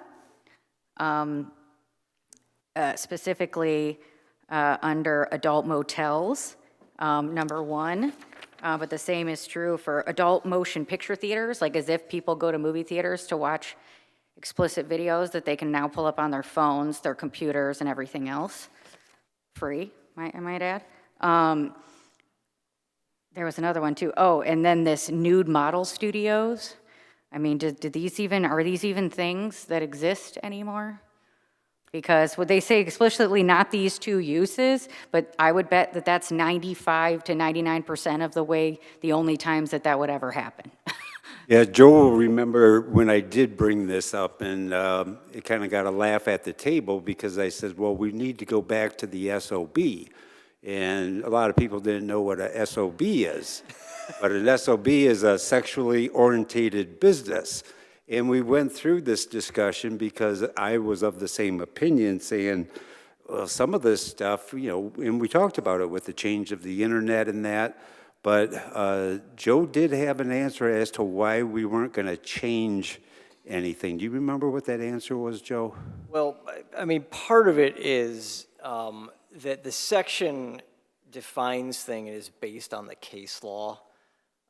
So I think if we start to meddle with it, then we get into a lot of legal review, and we have to make sure that we're still being consistent with the case law. The other thing is, yeah, you're totally right. The internet has just deep-sixed most of this stuff, which has worked out to the benefit of communities who just don't have to deal with this kind of thing very much now. But the thing is, if you start to pull some of these things out of there and something changes and somebody has an idea to do something similar to one of these things again for some reason, if it's an adult theater, let's say, and you're not addressing it in here, it's just a theater. If you're not addressing, an adult bookstore or something, it's just a bookstore, it's just retail. So anywhere you can put retail, that's where it can go. I mean, but doesn't it kind of, they speak of staff and being able to attribute what is a similar business and what is not a similar business. And then if it's not, then it goes up for special use, right? So, if you're doing that, isn't there always the potential to say, nope, this is a special use situation because it's not a similar, it's not a similar business and now it's up for review? Isn't that recourse always available? Well, yeah, but if you're a store, how are we going to say you're not retail? Well, the store ones aren't the ones I'm referring to. I'm basically referring to just the ones where people pay to watch videos, which nobody does anymore. I'm not talking about the plenty of ones that I read through here that I know are still businesses that exist. Well, but if there are businesses that exist, we need to cover them. No, that's what I'm saying. I'm not saying take those out. All the ones that we know exist should still be in here, but tell me where there's an adult movie theater still. In our city. That's what I'm saying. Where? Do you know of one? Aren't we defining our city? So. Okay, I didn't hear you, Sheila. Right, but as a matter of the First Amendment, you can't prohibit it. So, that's the thing about these uses. If someone wants to do it, you can't outright prohibit it. You're going to be hit with a First Amendment lawsuit that you'll lose very quickly. So it's better to be prepared than it is to start taking things out just because we're pretty sure they don't exist anymore because of the internet. And there's no, other than the fact that someone might be leafing through the zoning ordinance and be scandalized by seeing it in there, there's no harm to having it in there. So, you know, our conclusion as a group was let's just leave it alone, and if something does come down the pike, we've got the equipment to handle it. That's fair, and I thought that you might say that, but seeing your comments at the beginning about trying to trim out some obsolete things, I just thought it was worth maybe mentioning. Yeah, in this particular case, the obsolete things are kind of there for a reason. Like, I didn't get nitpicky about them mentioning laser discs. Raise your hands if you've bought a laser disc in the last 35 years. Anyway, so I only have one more, Doug, I swear to God. When it talks about, on page 18, specifically this point F, where they talk about major thoroughfares and this breakdown of streets, and maybe this is mentioned in other parts that I haven't read or whatever, but it gets kind of murky to me, you know, how these streets are delineated. And oh wait, hold on. Oh, and then it talks about this national functional road classification map. Is that still an updated thing? Yeah, the National Functional Classification System is still a thing through the National Highway Transportation Administration. I think I got that. I think I got the name of that organization incorrect just now, but it is still a thing. Yes. Okay. If it is still a thing, then should we be like hyperlinking it or in some way referencing it to something? And also, I mean, is there anywhere in the ordinance where ordinances are shifting based on the breakdown of these streets? Well, I know the current zoning ordinance has these streets broken down with diagrams, so I'm kind of wondering if with us taking that and moving it to the engineering chapter, would we need these many definitions for streets now that we moved all that other stuff over? Right, that's kind of what I'm thinking, is if it's not in the ordinance where we're breaking it down this specifically, or there's nothing in the zoning that, you know, makes it this specific, do we need all of this? I think you need. Because it's kind of grayish to me when you're only reading the zoning ordinance. I think you need major thoroughfare because I believe that there are uses that refer to major thoroughfares. I'm sorry, can you say it into the microphone? I do think you need major thoroughfare because I believe there are a fair number of references to the major thoroughfares in the ordinance. As far as some of these other ones, with that other content moving away, it may very well be that some of these have become sort of terms that aren't referring to anything. We can check on that. Because I didn't remember reading it, but I haven't read literally every single page, so. Yeah, major thoroughfares in there a lot, but other than major thoroughfare, I'm not sure the others are being used very much now. And we have one article in the ordinance specifically for Euclid Avenue, which is a major Yes. thoroughfare. Yeah. That one, or highways or something. That's Article 27, 28. 28, I think. One of the ones we very don't last have one. because there was no change proposed. Yeah, I thought when we read that, because I remember reading that today, I thought that they called that a highway street or something. I thought there It was a could be, different because name for it. M13 there is a highway, so Euclid is a highway, so yeah, it could be. Yeah, that streets, roads, and other means of access is moving out of the zoning ordinance, so. And also under major thoroughfares, we do reference the master plan. And we do have I think we have a major street. Yeah, there's a Illustration in the master classification map in the master plan there, yep. So maybe I don't know what the answer is, but maybe just going back and forth between things and making sure that everything is congruent, you know? Well, if there's an opportunity to take some of those definitions and move them over to engineering, that would help. Yeah.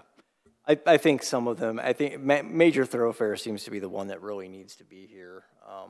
There may be a couple other references, but we'll check for it.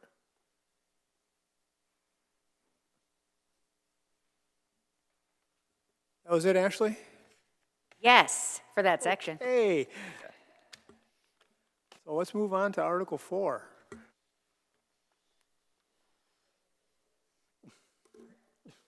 Yeah, so we're in green now.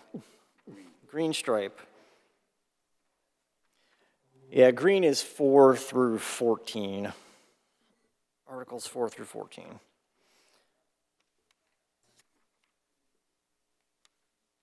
I'll start off right on page 3. This would be under 4.6A2. About halfway through, it talks about section 6.2. Shouldn't that be Article 16? Oh, it is Article 16, yeah.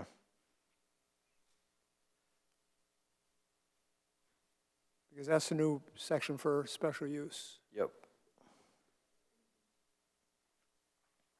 Page 3 of the green. So this is new text here, and I did want to talk about what this is doing here. So one thing in particular is that in the zoning ordinance we permit things by saying they're permitted. So we're just being specific that that's the structure of this ordinance. We permit things by saying they're permitted, and we tell you where they're permitted. So that kind of covers us from having to say that everything we're not permitting is prohibited.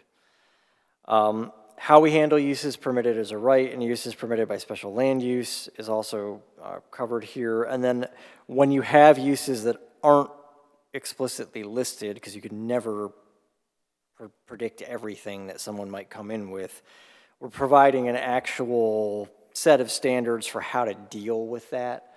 So determining similarity and compatibility is covered in there. And then on the next page, how it gets permitted. So the Planning Commission is involved in that decision-making process. And then if you have want to appeal a decision that's taken through the ZBA. But we wanted to provide an actual process for determining whether a use that's not listed in the zoning ordinance is similar or could be permitted in a particular district where it's being proposed. So can I ask a question based on that? It says under B, if the planning department determines that the proposed use is similar and compatible with permitted and existing use in the district, then planning department staff shall decide whether the proposed unit is permitted by right as a special use or as a permitted accessory unit. The proposed unit shall be subject to the review and approval regulations in the district. So, I mean, I guess it would always have to be staff, though, wouldn't it, before you decided what process to go down? Yeah, and then if it's a special land use or anything that needs a major site plan, it comes to you. And of course, if they've determined that it would be a special land use, you then have that discretionary ability that you would have with any special land use. I've got an issue with this in terms of, as I read it, it seemed to me that the Planning Commission as a body was being taken out of the whole process of being able to review special. That's kind of what I was special getting at permits. too, that Yeah. something seems off there. And I've got that same issue when we get to 16, because there are sections in there that I think are giving staff more authority than we've talked about. I'm not saying that it's not a good thing. Staff should have maybe some more authority to do things without bringing it to us, but the Planning Commission is the one by statute who makes those decisions unless we abrogate or delegate that authority. And along those same lines, I kind of wrote here, are there specific guidelines? I mean, is this simply discretionary? You know, are you basically, is staff saying, well, in my opinion, that's close enough, or, you know, I mean, like, is there guidance for that, or is it specifically? Well, I think what the planner would do is look at the discussion, look at similar uses that may or may not be parallel with that. I would say that most planners, if there was any inkling that it should be a special use, would probably make the decision to go with special use, because it would be safer to say, I'll put it in the hands of the planning commission than expecting that all this stuff that they're talking about doing is going to be by right. Because you are talking about something that's not defined, you're trying to learn what exactly it is, but I would be willing to bet that the high majority of times, the planner would take the decision that would cause a special use to take place instead of making that decision themselves. The alternative would be to take the phrase planning department and change it to planning commission and put that decision in the planning commission's hands. I mean, to me, it seems like either it perfectly lines up with what's already been, you know, spoken about in the ordinance, or it should be a special use in front of the planning commission. It doesn't seem like there should be, you know, like a staff determination on, you know, is this close enough? You know what I'm saying? Like either it's delineated or it's not, and it's special use. You know what I'm saying? Yeah, the only thing that I foresee with that is now we need to have a meeting to make that decision, and then we need to tell that decision to the person who's requested the answer, and you know, you're losing a lot of time just to come up with an answer. Well, I don't think so. I think you then go ahead with the special use. I mean, you know, it's either lines up perfectly and you approve it, or it goes to special use. I don't think you have to have a meeting to decide. We're not deciding whether it, you know, it needs a special use. It just gets a special use, and we decide whether it's allowed or not. Yeah, I see what you're saying. So essentially, anything that's not listed becomes a special use, and it's the planning department's determination is essentially, this isn't listed, it appears to be similar to other things that are permitted in this district, we take it to the planning commission as a special use. Because, I mean, it would Planning be, commission makes that special use. right, it's either things that are explicitly, you know, either it's explicitly allowed or it's explicitly not allowed. I mean, how many things fall down the middle? You know what I'm saying? Well, and if it's a use that's explicitly not allowed, then that becomes a use variance request to the ZBA. Right. So, I mean, I think it kind of, that middle ground isn't much, you know, and you know what I'm saying? I mean, I can see value, though, to have staff having discretionary power. It's just a matter of where that cutoff point is. What's staff got the authority from us, because we're delegating that power to staff. What's the level? Where do we draw the line? I think that's why it becomes kind of what I said, is because that's very hard to delineate. I mean, that's where the discretionaries have come. I mean, really the only boundaries on it are, have we said it's allowed, have we said it's not allowed, and then everything else. I mean, how would you design a boundary there other than that? Well, under the verbiage that Joe's proposing in this ordinance, in what we have before us. I mean, Well, it's just saying the staff gets to decide. It's not giving guidelines. It's just saying it's up to their and discretion. obviously, two of us have an issue with that, so, and I don't know what the feeling of the rest of the commission is. I'll ask for responses if anybody has any. Well, I'm with Ashley. If it's not by right, then it's special use.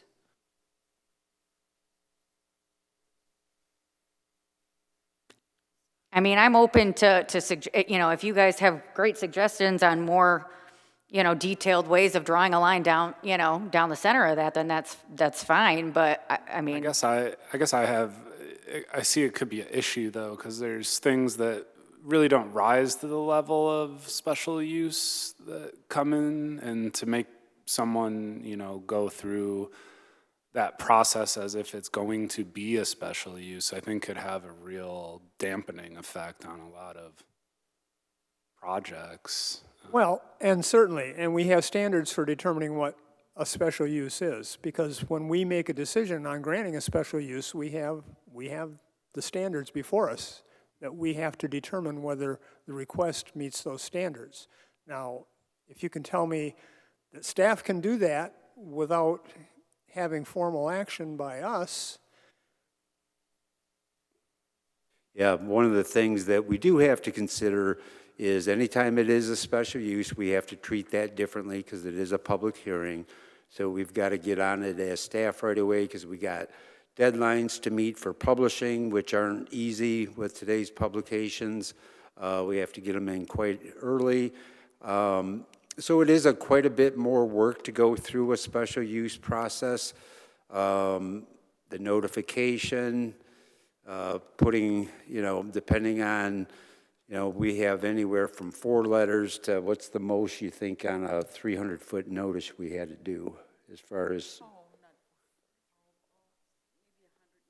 So 100, so that's my only pushback would be now if everything is a special use, then, and part of the goal of this ordinance was actually to reduce the number of special uses, to try to find a way where instead of them having to go through a special hearing and that where how many in that table can we take off as special uses and actually allow them as permitted uses was part of the goal, I know, going in. Well, I mean, my thought is that your problem here then is, all these special uses that are coming about, why are they not more delineated in what we have? You know what I'm saying? Like, shouldn't there be, if there's this many special uses already, then,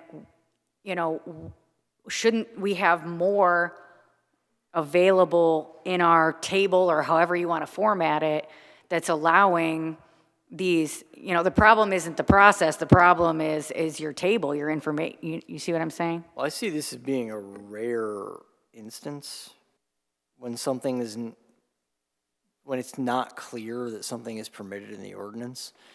I mean,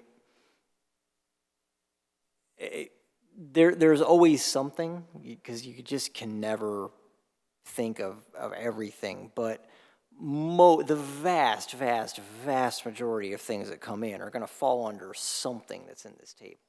Right. It's a rare thing where someone comes in and says, this is what I want to do, and you look at your list of uses and you go, I've never heard of this.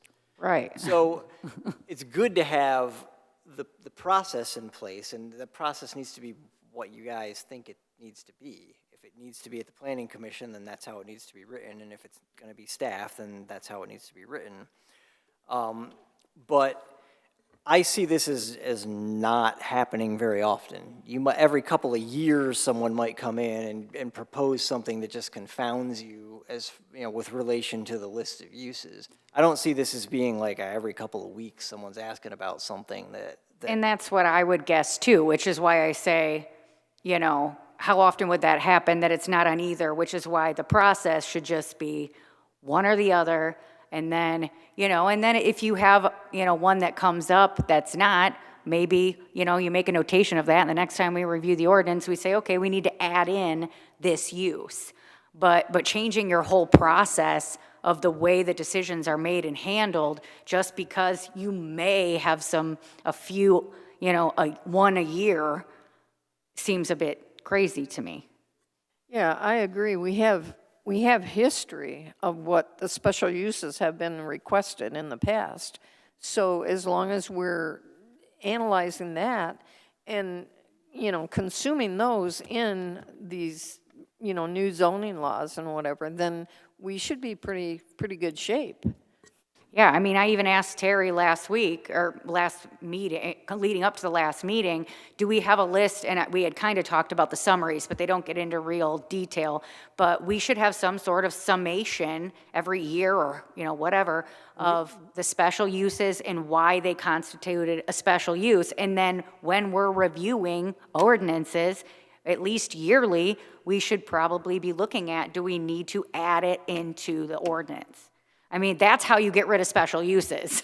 It's not that your process should change, it's that we need to adapt the ordinance. Yeah, so I mean, I think what I'm hearing is that the planning commission would, when one of these situations arises, the planning commission would like it to automatically be treated as a special land use. Correct. That's what I'm saying. Joe, is this language that's recommended by the state in terms of best practices, or is it language that's been used in other resource-ready communities? Sure, yeah, it is language that's been used in other communities. I haven't used the planning department route in other communities before. It's been more of a special land use process in most other communities. I think in our discussions, we were trying to kind of go more the admin best practice route, if you will. But in other ordinances where I've used it, it's defaulted more toward a special land use.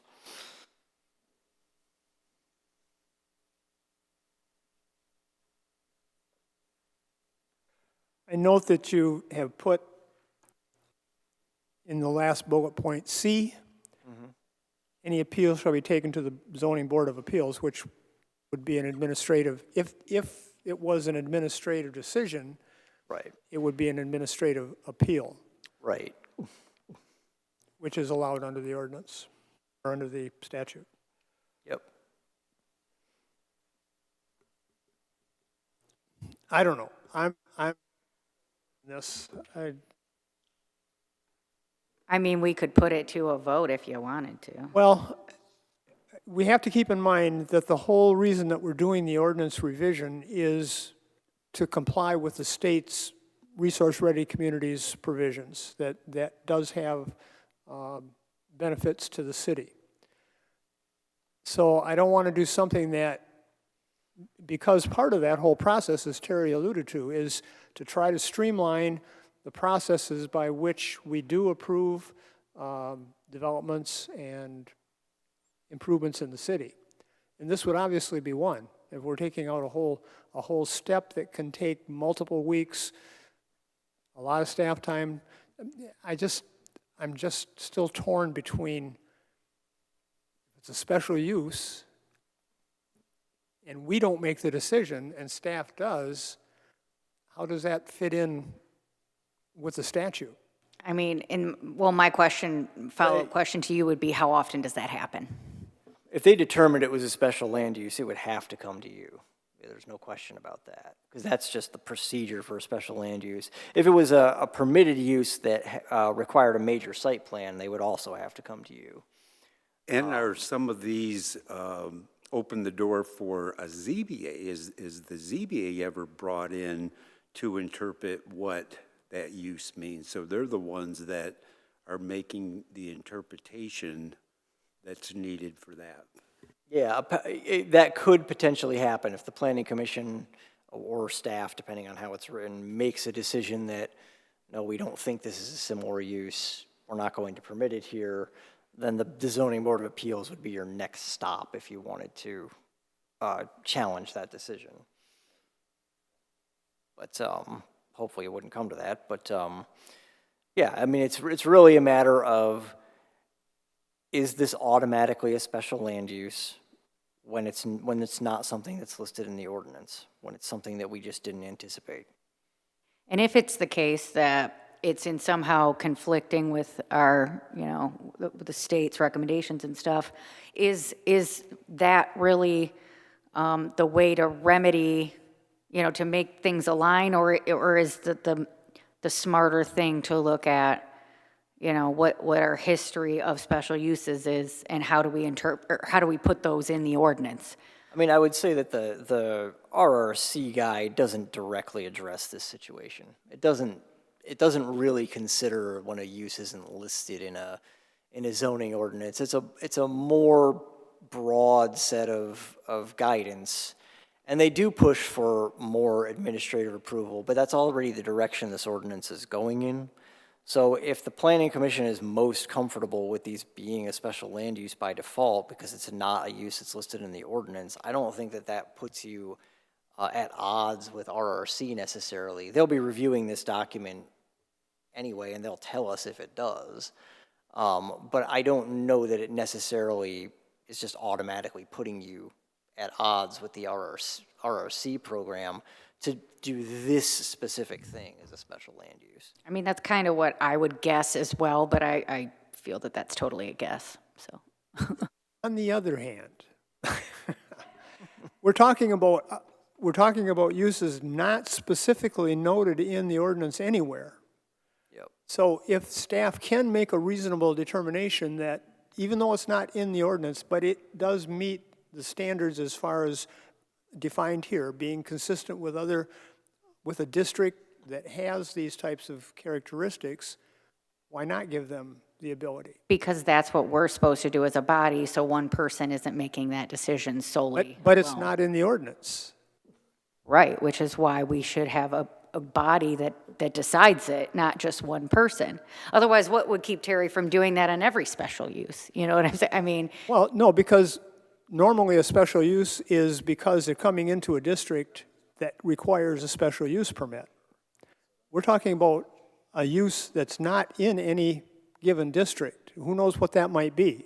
well, yeah, but the idea is the same, is that there should be a body that oversees whether this use is acceptable.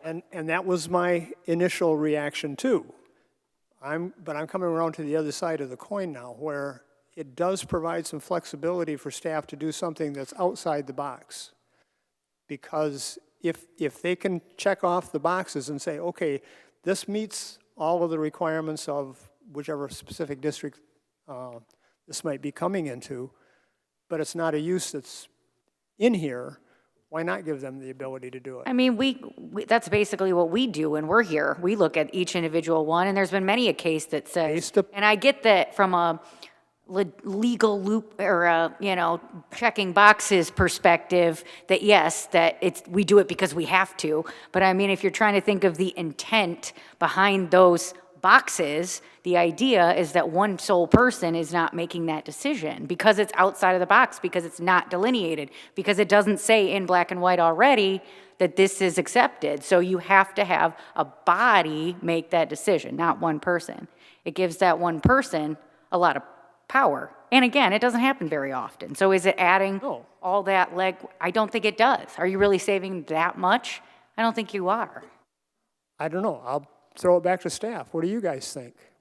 I mean, my opinion on it, I guess I'm taking kind of a narrow view of it. If somebody comes in, I'm very customer service oriented, that's my perspective. Like, I'm dealing with people face to face, and if someone comes in and I have to default send them to a public hearing, I think, and if on top of it we're saying if the process is that at that same meeting you're also being reviewed for a special use, that seems really burdensome to somebody. I mean, because then they may just be like, no, I'm not interested in that.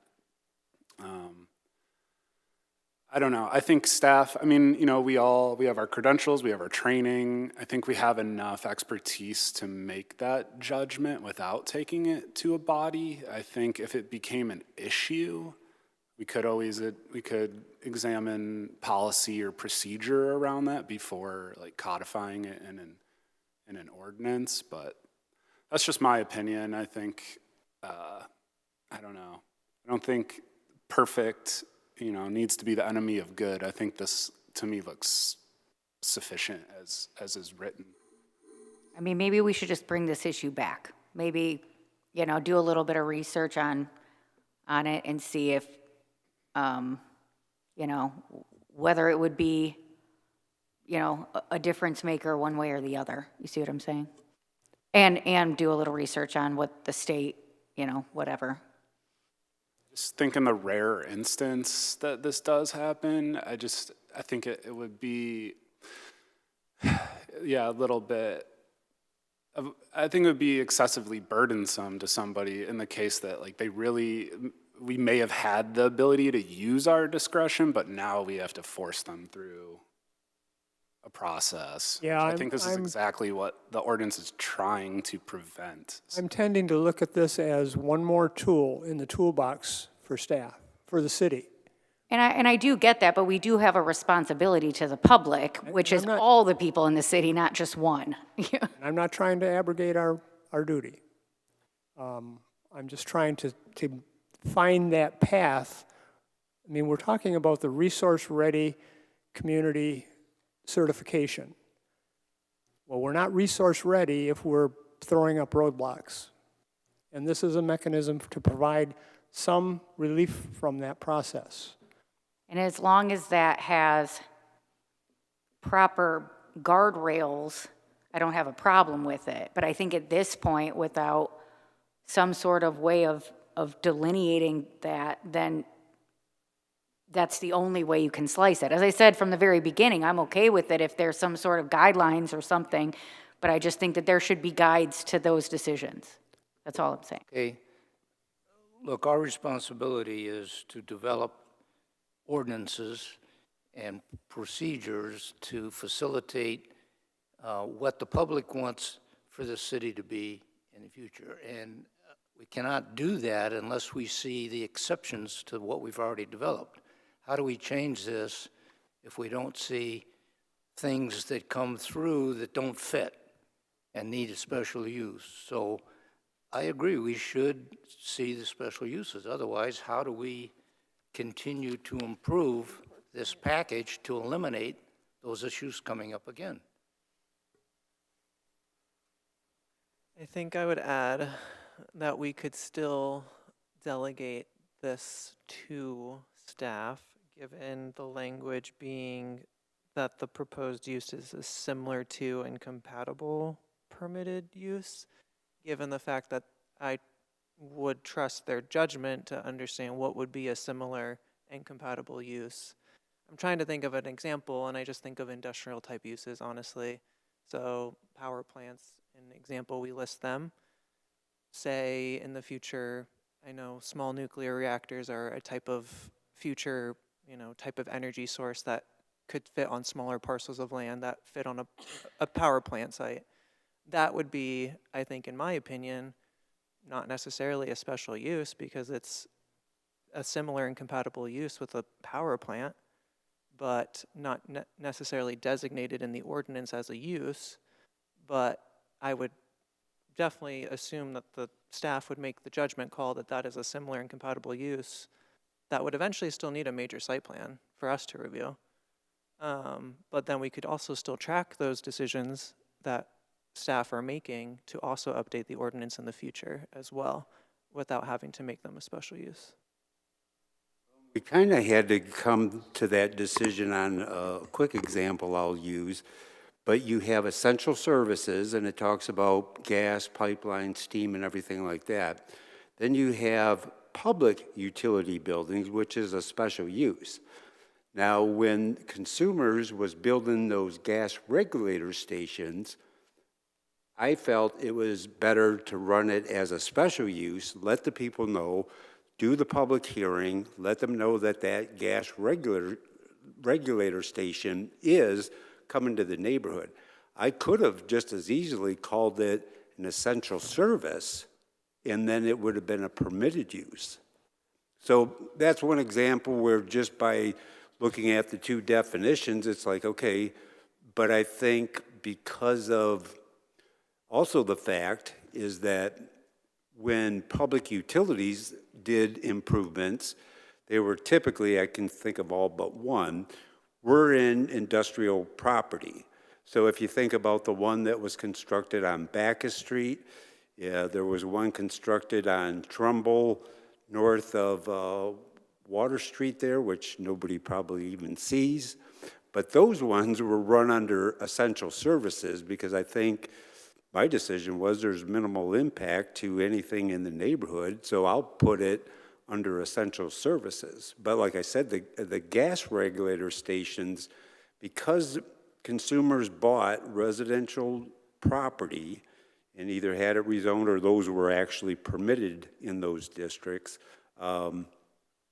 yeah, the safer route was chosen because it was better to decide to allow the public hearing than just put those gas regulator stations in as essential services.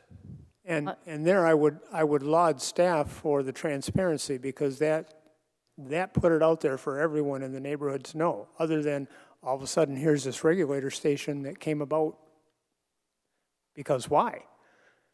Right. Well, and I think that We're not- speaks to we're how not- staff still, oh, I'm sorry, Sheila. We're not disputing the fact that you still have the latitude to do that determination.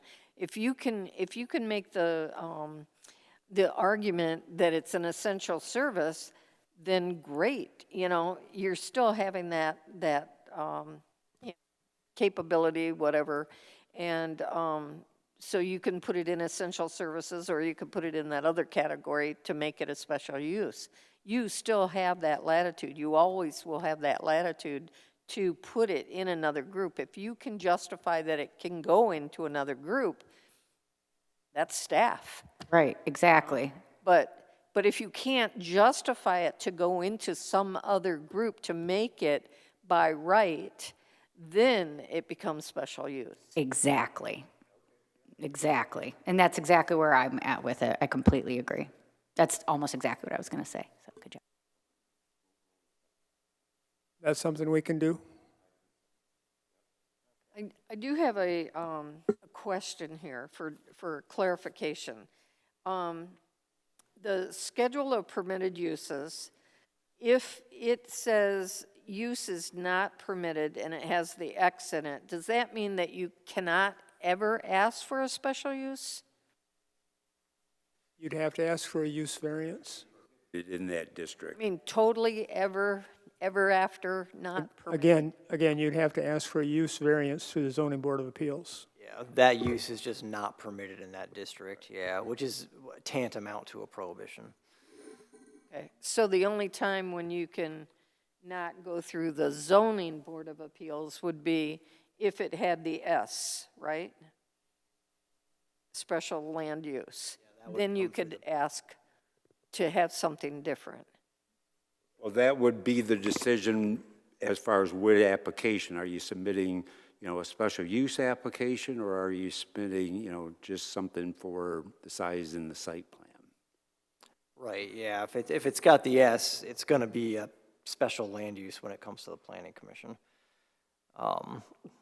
So just for an example, if you take C2A and you take the very first X, single-family dwelling detached, let's say somebody in a C2A had, a ton of land, and they thought, well, gee, I want to put my own house on that land, so along with my commercial building or whatever.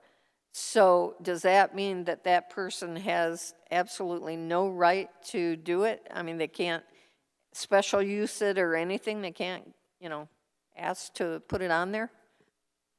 Times when that's exactly the answer that we have to give, yep. I mean, the bottom line is sometimes that is the answer. But would it be always if there's an X? That's what I'm asking. Yeah, that's Yep. that's what the X means. So in the same way that you couldn't build a bank in the R1 district, you can't build a single-family home in some of these commercial districts. So when then can you go right to the ZBA? I guess I understand the difference then. If it's not it's a- an never can and you have no If recourse. it's not a permitted use in the district, as defined in the ordinance, it can always be taken to the ZBA. Correct. For a use variance. So if, Anybody can ask for a use variance. It's going to be hard to get, but you can ask for one. Right. So That's the Sheila, basically, if I'm understanding Doug and them correctly, you always have that ability, but the likelihood that you're gonna get it, considering, the zoning ordinance, is Because pretty we- slim. Because we put a lot of work into the zoning ordinance, and the zoning ordinance is what we feel our community should be. And you got to have some real good evidence and reasons why we're going to change that for anything where it's not permitted. Right. Right, and then all the townships, they don't have the ability to grant use variances. That is given to city municipalities, and I believe charter townships maybe, but the right to have that is only for the granting of use variances is for cities. Yeah. So I think Sheila's my guess, is your concern is, is there times where there's just nothing you can do? And I think the answer is no, you can always ask the ZBA, but your likelihood of getting it is slim. But I think when you're looking at this table and you're deciding, should it be a special use or an X, that's more just like, should we deal with it at all? Like as the planning commission, I mean, should we even look at it? And I think I see your X's as like, no, as far as we're concerned, that's never okay. And, and then if you still want to push the issue, then you can go to the ZBA. How I interpret it, at least. Right, or choose to rezone, right? Choose to rezone, which would come to us. Which, is a different process, but yeah. The only thing is with special uses, especially after the experience with the 2017 Housing Commission project, the special uses are not guaranteed. I mean, you can be denied a special use.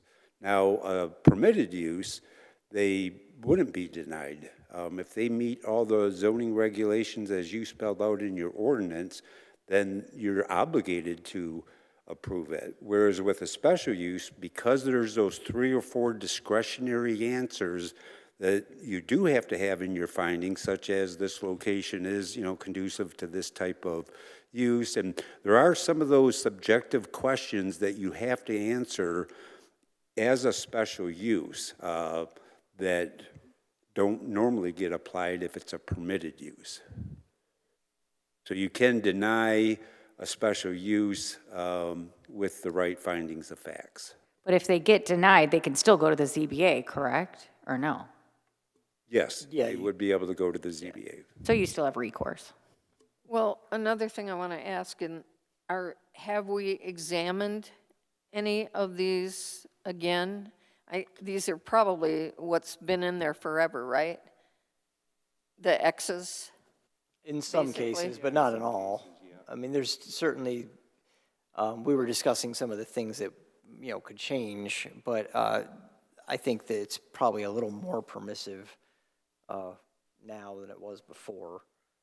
But that goes back to our earlier conversation about should we sit down and look at the table and discuss some of these uses? Yeah, because, just now I'm thinking, okay, a C1 is permitted to have a single-family dwelling detached, but a C2A, which probably is further away from the commercial downtown area, can't have a detached single-family house? Yeah, there's some weird inconsistencies to me. that I noticed too that I started marking up, and then I didn't want to get real deep in the weeds, so but there's a few of them that are kind of like that, where you're like, wait, that doesn't make a lot of sense. So- I can personally say that I have a property in C1 and C2A. And my C2A, if I wanted to live on my property, why shouldn't I be able to, as a single-family detached home? If there's enough room and everything else is good, then why would you allow it for C1, which my property has not so much space, but not be allowed in C2A? So let me interject this. We're getting into the realm now where we should be talking about this type of thing at the master plan level, not at this level. We've got an ordinance that's supposed to reflect what we said in the master plan. And I'm not trying to short circuit these philosophical arguments. They're good arguments, but it should be at the master plan stage, not here.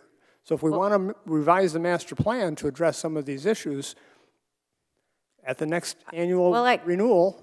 I kind of disagree with you in some aspects that we're talking about just little, this zone allows this and this doesn't. We're not talking about large systemic, should residential, districts have certain types of things. I mean, there's things in here multiple times that look, and I think it's because we've changed these zones around to mean different things over the years. And I think we just didn't go through the table and look and make sure that that's lining up the same way that it did before, because we've changed some definitions.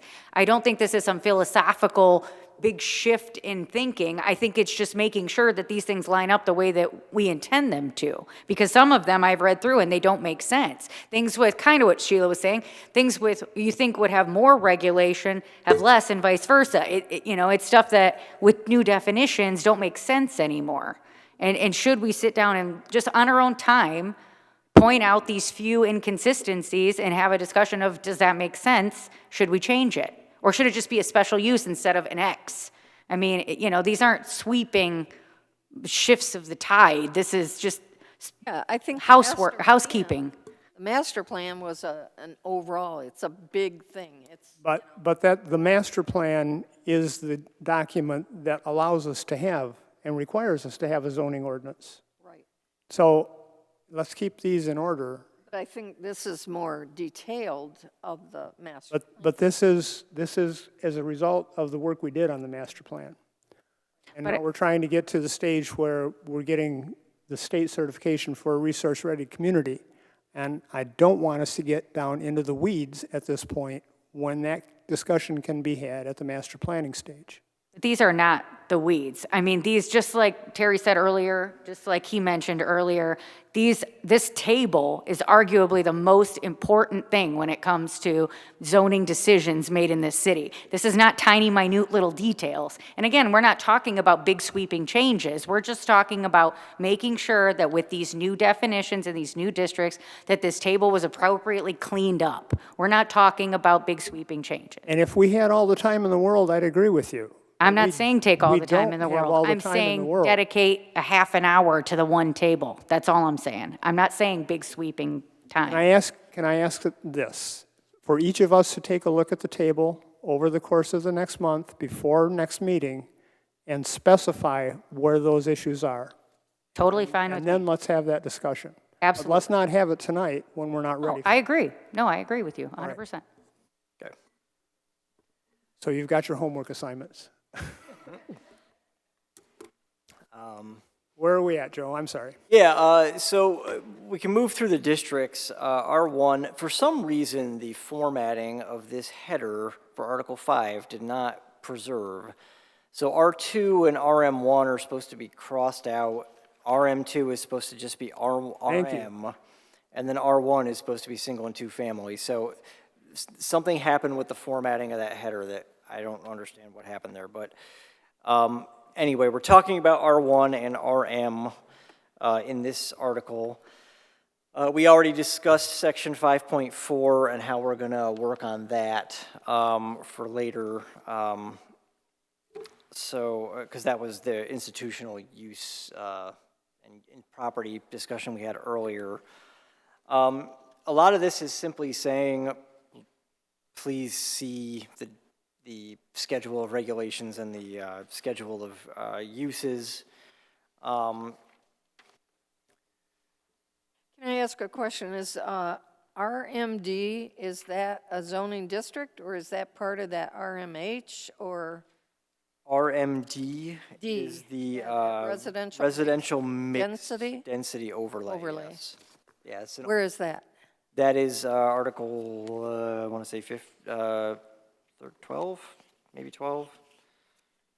Yeah, it's not its own district. It's an overlay. So it can be potentially a portion of any district if that overlay is there on the map. You know what I'm saying? It's kind of included in the RM up there? It got its own set of standards that I'm looking for. Yeah, But it's I not a didn't- dis- unless it's It's Article 12. It would actually be on that future land. Yeah, so it shows up on the future land use map as a recommended overlay. And we're going with the boundaries that are on the future land use map. That's one thing that you'll actually be seeing when you get the full ordinance is the final zoning map. But you can see on the future land use map, as soon as it resolves, there we go. So there's some kind of like hatched bits in the yellow. That's where that overlay is gonna go. Yeah, zoom it right in. He was trying to zoom in, but it just like turns white when he zooms in.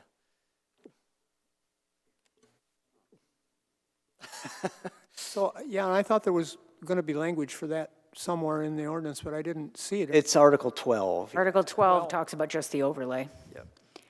I have a question too. In the purpose of intent section that you have here for the R1 and R2 or RM2, It says the RM high density multiple, which should be RM2, but whatever. High-rise multiple family residential district is intended to permit the construction of multi-family residential development of 4 or more stories.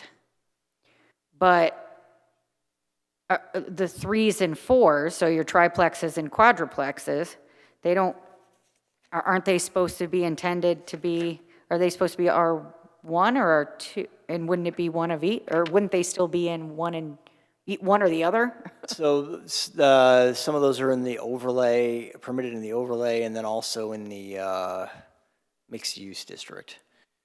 But there isn't R1 or R2? They're not, you can't have a triplex in either of your residential areas, but you can, but you can have a 4-story building? I mean, it just seems a little nonsensical. Well, the RM district is the only place that's allowing those high rises. It was the RM2 district, but now there's not 2 RM districts, so we took the 2 off. Well, I mean, this new RM2 is high-rise multiple family residential district. That's an existing district. Right, so, That's RM, though, it's not RM2. It's being called RM now because there's no longer an RM1. So it Right. seemed to make sense to keep calling it RM2. So it's just RM, but that is your high-rise district. but my point is, frankly, regardless of what you call it, you're basically saying that in these residential districts, you can have high-rises, but you can't have triplexes and quadplexes? That doesn't seem to make a lot of sense. No, they're all permitted uses there. Okay, but not in this language. If you use this language, it says, permit the construction of multiple family residential development of 4 or more stories. It doesn't say anything about triplexes or quadplexes. So if they're allowed, those either need to be stated or you're saying they're not allowed, but either way. I just wanted to clarify that's, because I thought in other language it looked like it was supposed to be in there. But then if you read it this way, it's basically excluding those. Did you look at Article 7, the mixed-use district? That talks about, Yeah, so I That's a think, different I think the district, or- point here is that the, we just kept the old intent statement instead of updating the, because currently RM2 really is a high-rise district, but we've said you can do all these other types of housing there too, and we just didn't update the intent statement. Right, it just needs to include that, because it doesn't make sense that you can have a 10 unit, but you can't have a 4 unit. Probably because the R2 existed before, and that's where you did your, I mean, I'm guessing, but that's probably where you had it before, but now it's not there, but now it's not in either. So it's gotta be in one, Yeah, it was in the RM1 before, Right. which is now mixed use. whichever, yeah. Yeah, that's the point well taken. We can address that. There's an extra space there. The next district is your mobile home park district. We didn't really make any changes to that.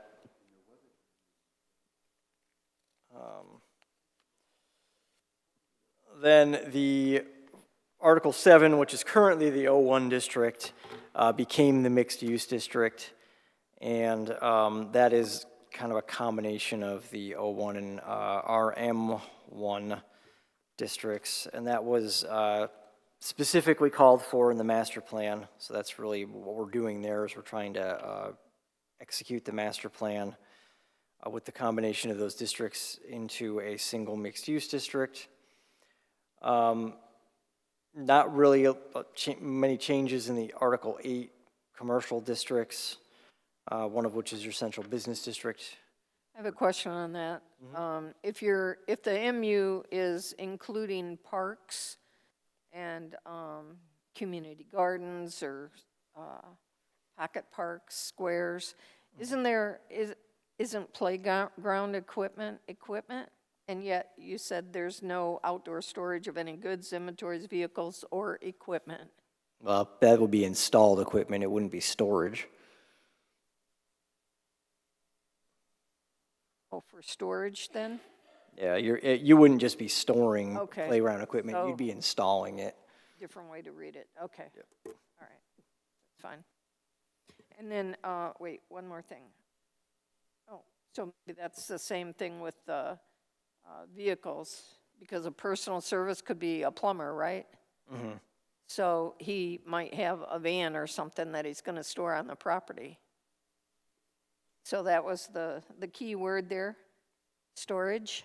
Mhm. I mean, but he may store a trailer full of some equipment that he has, that he only takes from time to time. Is that not allowed? Looking for the word. 122, 7.3, Oh, okay, there we go. conditions.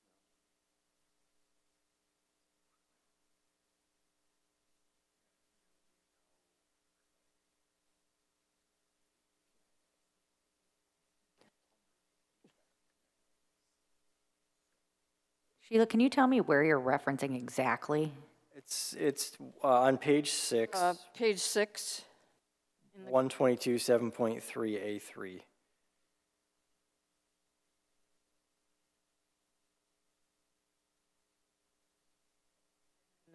yeah. So A3 says, there shall be no outdoor storage of any vehicles or equipment. But yet, a plumber may have an RV that he doesn't always take with him. You know, he may have 2 vans and he's only taking one, he's storing one.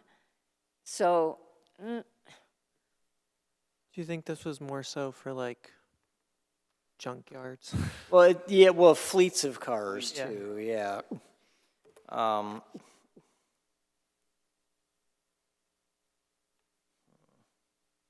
just something to bring up and think about there to rework that maybe, I don't know.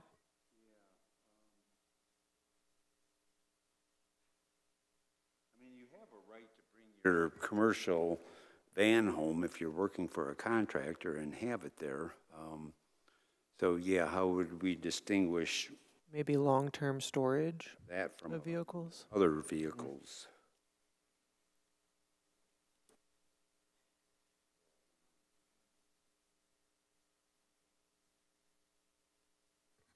I mean, I guess my interpretation of that is really, yeah, a store, like I'm thinking of like a fleet of and I see vehicles, not vehicle. So if it's like one employee going to and from work, it seems different than like the work trucks being stored at the site.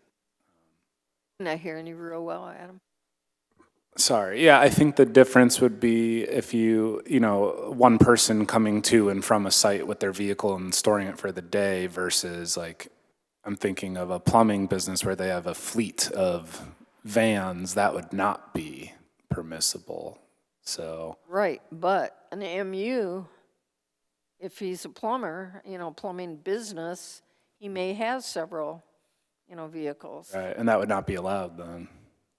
Well, that doesn't make sense for a plumber, though. Well, you could find a different, outside the MU then. Different property. Well, no, what you could do is you just have a garage or something, you'd have to put them indoors. Because this Well, is saying there should be no enclosed. outdoor storage of any goods, inventory, vehicles, or equipment. So hypothetically, you could, if you have 3 vans or you have a van and a trailer or something, Maybe they don't. You need a have large garage. enough- Not a large enough garage, I'm sorry, say that again? They have a big parking lot, but not a large garage. So, and they have 6 vehicles and 3 of them are in use maybe. I mean, By lawn service too. Well, even the current code, A lawn service. I mean, I think even in commercial districts, we have regulations about what can be stored outdoors. We intend to, in many districts, to keep, we don't want things to get junky. We don't want trailers and all kinds of goods being just left out on the property, so. Right, I think if you changed it, you'd open the door for some things. I think that maybe looking at that code and saying, how did they delineate that? Is it strictly number of vehicles? Is it the way you use the vehicles? Is it, how they're, I think maybe looking at how that's done in other parts of ordinances, it, could guide that so that you're not eliminating things that make sense, but you're also not opening the door for large scale things that you would normally only leave in commercial districts. And maybe after looking at this, maybe they're not going to have, like Adam said, they're not going to have that kind of property. Because that MU it was residential before an office, right? So it's probably a smaller lot anyway, so I guess maybe it wouldn't even apply. It probably depends on the lot. I could see like a big office building that used to be a big office building would have some bigger, potential businesses in it that might want to use something bigger. There's plenty of large lots with big office buildings. So I don't know, I still think it's worth taking a look at just to see if there's, just some added words that we could add or just a number or something. Yeah, I agree. We good there? I've got a question. Back up under 7.1, purpose and intent. Third line, which form of attached single-family housing or multifamily apartments? Should we not say up to 3 stories? We've already said that the RM district will be for 4 stories or more multifamily.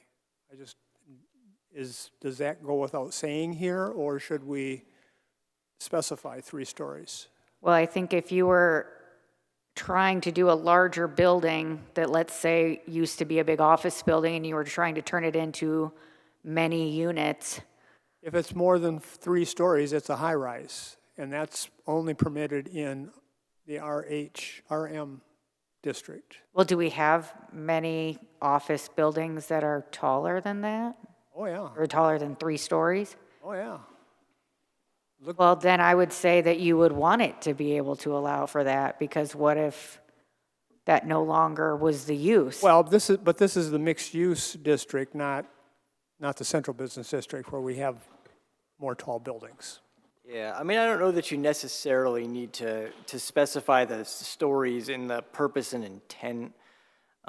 You could perhaps change your mind in the future about how many stories you want there. Right now, the maximum number of stories and the maximum height is 3 stories and 40 feet for the district.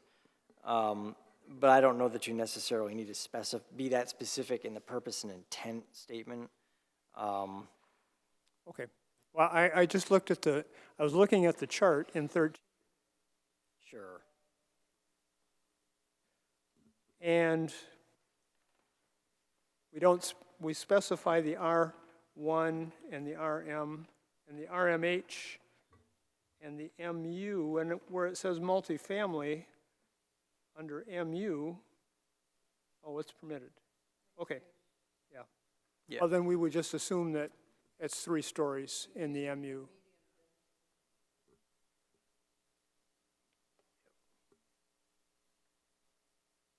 Yeah, it's permitted there. So you would just be limited by the height limit of the district, basically. Okay.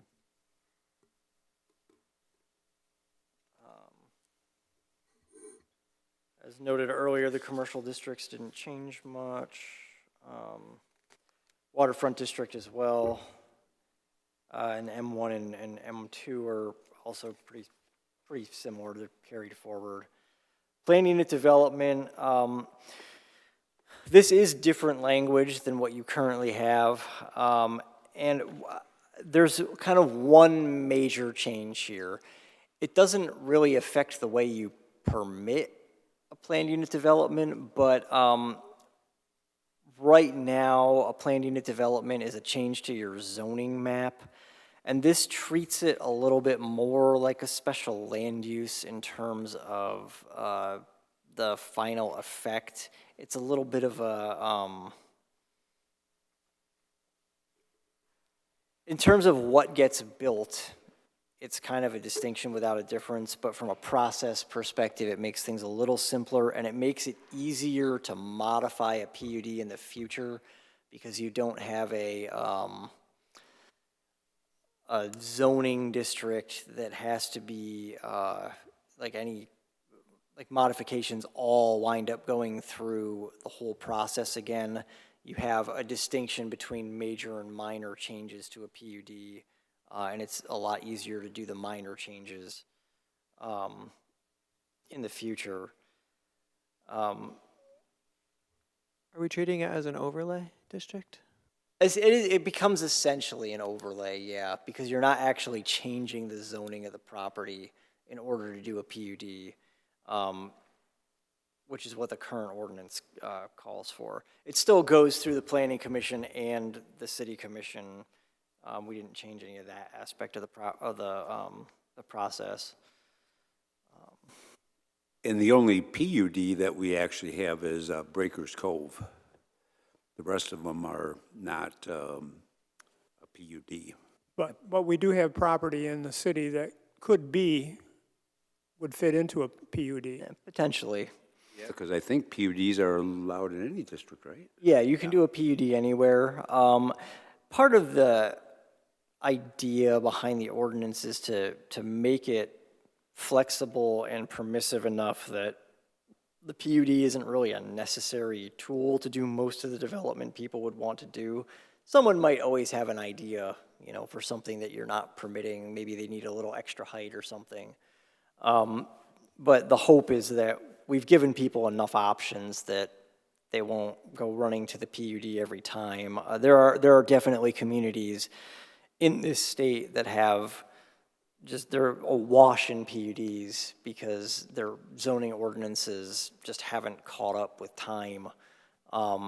There's one in the Detroit area in particular that, you know, almost everything that comes in, you're going through the process of modifying some old PUD agreement because everything's a plan unit development, you know, and you're going back through and you're looking at PUD 2014, so it means there was a dozen PUDs in that year, and you don't really want to be in that kind of situation. So the whole idea here was we're trying to make the ordinance flexible and permissive enough that we're not going to get a whole lot of PUDs, but it's still there as an option if someone comes in with something really interesting and unique. Can we back up for a sec? We kind of skipped through some of these articles. On page 7, your second bullet point from the top here, it says those portions, zoned O1, but we're getting rid of O1, right? Does that verbiage need to change? It would be MU, yeah. And then,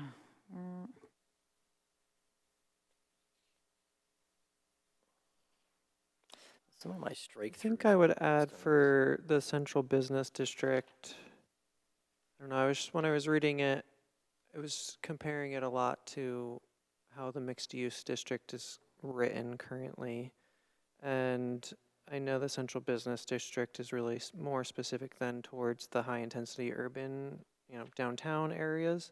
Mm-hmm. But I just felt like a distinction could be better made between the central business district and mixed use districts, and maybe calling out specific districts for the central business district C3 would help define the difference.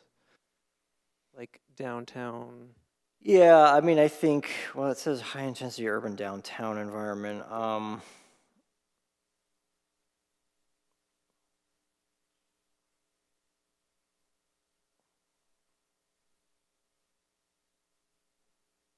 I think there is a certain amount of need for that clarification, just because when I think of mixed use, even when I'm listening to planning conversations, you know, my brain tends to go to these more central business type locations when I think of mixed use, you know, options for people to build. So I think there would maybe be some value in some kind of delineation.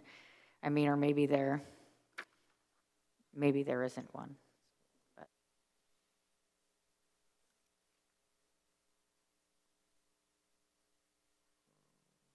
I mean, it's just that the mixed use is offering more flexible portions of the city to be used, whereas C3 is going to be your very centrally located, very business districts. And so it's just that we're expanding uses in other areas of the city. I mean, that's really what it is the MU district is outside of your downtown area, and the C3 is your downtown. Your downtowns, you kind of have a big downtown and a small downtown on either side of the river, but they're both covered by the C3. Yeah, and that these are more like almost pocket business districts versus, large scale, your uptowns, downtowns, Yeah, pocket or strip in some cases, because in some cases they're kind of linear. I mean, is there a value in kind of defining those mixed use in somewhat in that way? I don't think it needs to be referenced here, but I mean, because it does offer, the high intensity urban downtown environment when you're describing that. So that kind of speaks for itself already, but, is there a value of going back to your mixed use section and saying, that these are kind of, outside of, or stating like a medium density or, or something to that effect? Well, the definitions, I mean, C1 already says neighborhood businesses. Yeah. And, I mean, it's a gradation going from the neighborhood businesses to slightly more intensive use, to the highway use, to the central business district. So I think that hierarchy is already there. We can call them different things if you want a sexier name, but Yeah, no, I hear what you're saying. I mean, that makes a certain amount of sense to me. And over in mixed use, it is saying it's intended to preclude the establishment of large-scale uses and other activities that generate large volumes of traffic, parking problems, and other impacts that could negatively affect the use or enjoyment of adjoining property. So, we're already kind of talking about how it's intended to be less intense than the downtown. I would say, though, is there, and I didn't look at the table, so maybe the obvious answer is yes, but is there a use difference, or is it strictly a matter of scale? Yeah, there's a lot more permitted in downtown than. Okay. I think looking at the table, though, mixed use missed a lot of uses that would be in a typical mixed use district. I completely agree, and that goes back to, me mentioning Yeah, that one column needs to be so looked you're gonna at. have theaters and things in downtown and stuff. I'm sorry, can you say it? Even so, you're gonna have theaters and things in downtown that are just not gonna be in your mixed-use district. So, I mean, just about the entire slate of commercial things are permitted in the downtown. Whereas in the mixed-use district, it's a more limited selection. Yeah, I think, but I do guess- think it's worth revisiting in the table some of Yeah. those uses, because some of them I guess seem, that's just to me what mixed use. We might as well just keep it office. What it was. Like I would put a theater in a mixed use. I would say that would be an allowable use. yeah, well, especially if you consider the fact that most of the buildings that are going to be in that type of environment are not going to be large enough for something like that anyway. You're not going to have some giant movie theater that can fit, in this tiny little lot in the middle of a neighborhood. Yeah, and we can pull up that future land use map again that shows that mixed-use density a little bit better here. It's that hatch mark, right? No, that's the RMD. Or the RMD. The mixed-use district.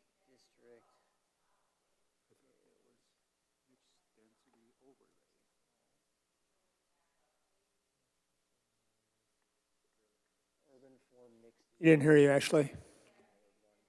Oh, there we go. So the mixed density overlay is one thing, and then the urban form mixed use is that cream colored thing. They've got it in a bunch of places. It includes covering downtown, but where it goes out of downtown, it's covering some areas that are O1 and RM1 now that are being combined into that MU.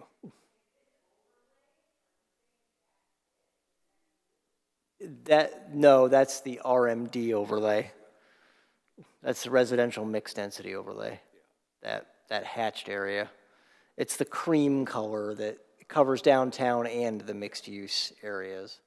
Well, then for the record, let's make sure we change the map to reflect those titles because we should be clearer about that. We should be using the same names. You know what I'm saying? Like down in your little key there. Well, this one's not the zoning map. This is the future. Yeah, this is the future land use map, yeah. And I'm all for mixed-use development. I think that's a very valuable district, and I think it's just maybe not using it to its maximum potential in the way it's currently worded. Sure. Or I think some things got missed in the table, because I know that our intention was to permit those office and retail uses there, and they're X'd out instead of. You know that they are because it says right in the text that those are the ones that you're aiming for, which is again, why I'll say it again. I think we need to look at this table more explicitly again. Because there is some obvious discrepancies and issues. It's not just that new district either. There's other things too. So, not to beat the dead horse, but bam.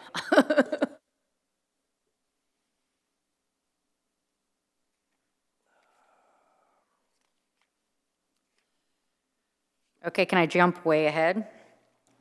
Yeah, the next item would be Article 12 on page 15. I don't know if you're going past that or if you're. I have one for 11, Article 11, page 10, paragraph A under 11.4.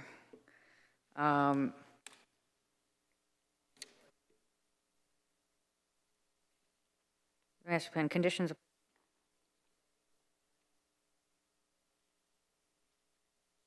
Oh, it says, but may be modified by the city commission provided that such conditions are indicated on the PUD plan.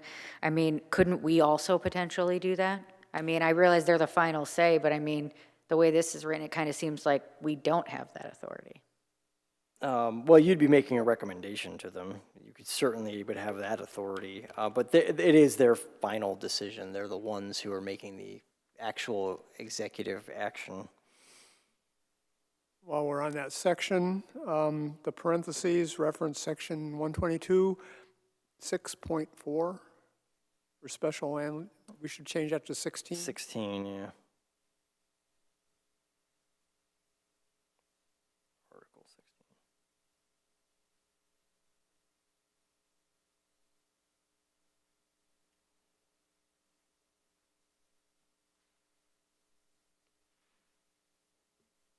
If we can jump ahead, I have not a question regarding Article 12, but a question regarding the historic district overlay. And we don't reference the historic district at all in the zoning ordinance. Is that by intent? Yeah, it's not listed, it's not addressed in the current zoning ordinance either. I've had kind of questions about that in other sections too, is that there's some things that, you know, may be okay from a zoning perspective, but I'm sure that the HDC would want to look at.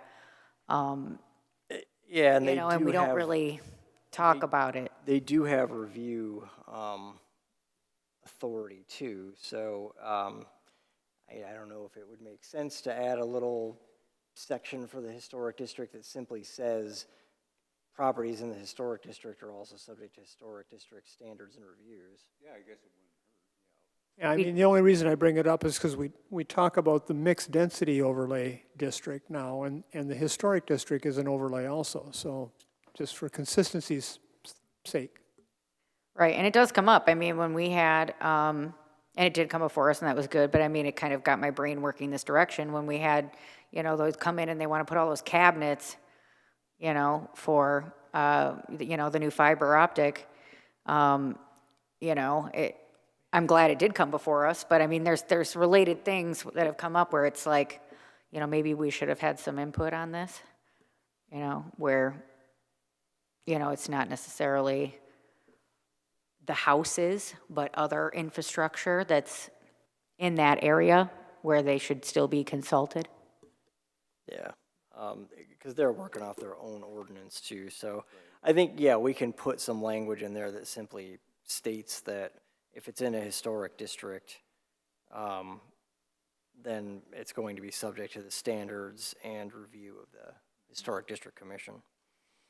Add it back to the table, Article 4 of the establishment of zoning districts. I know it's an overlay, and it was just struck out of the Yeah, it was original struck because table. There wasn't one. But yeah, you could always add it back in. Do you have to put the other overlay districts in then too on the zoning map if that one's being added?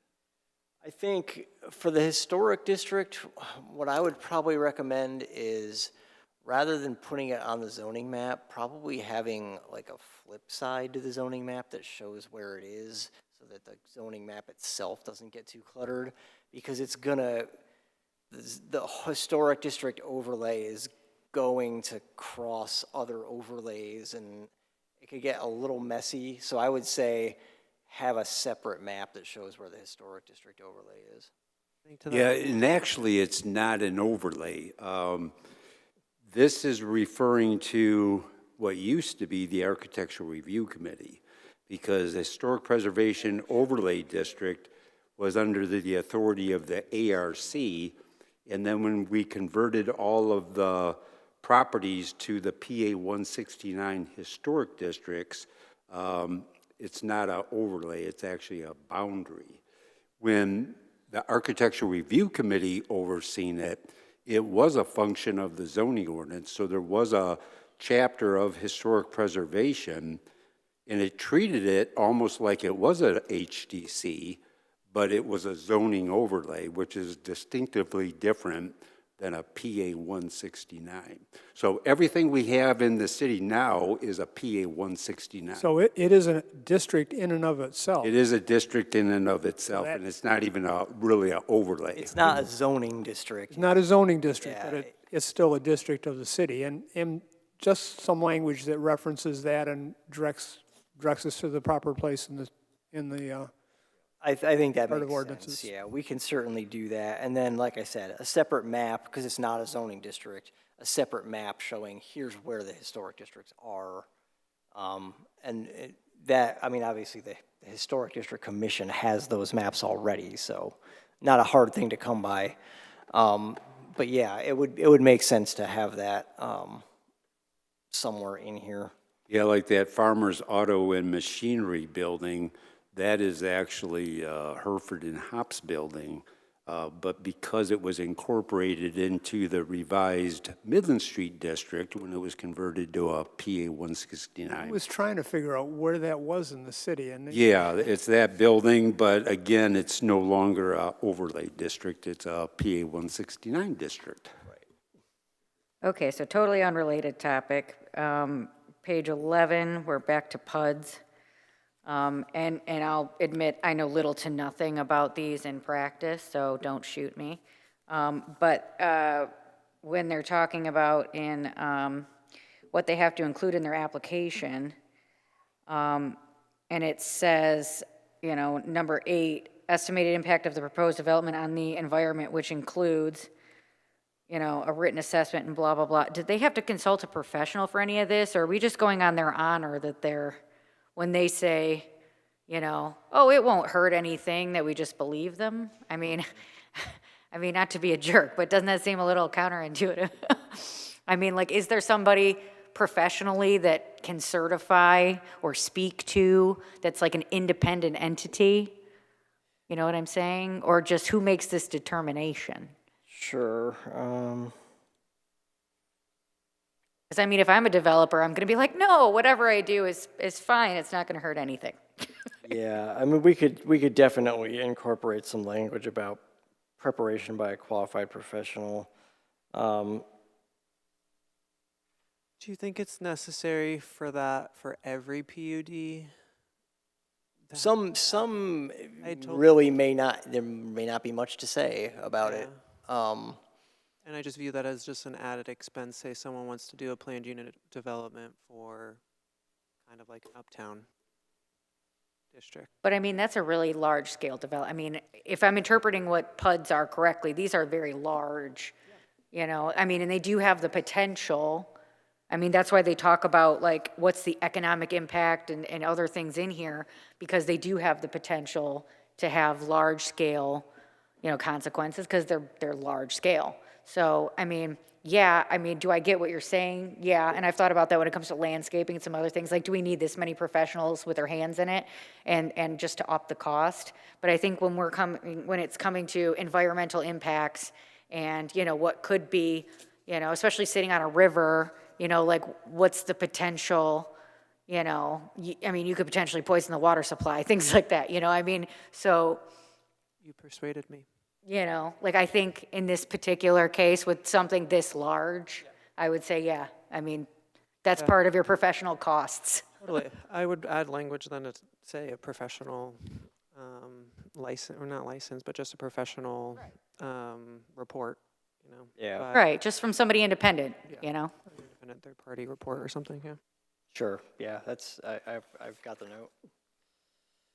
Yeah, that would be similar to a regular site plan review where we have to have a sealed set of drawings, so. Right. Let's see. We kind of got off the subject on Article 12. Did anybody else have any other specific questions about the mixed density overlay? I was surprised at how short it actually turned out to be.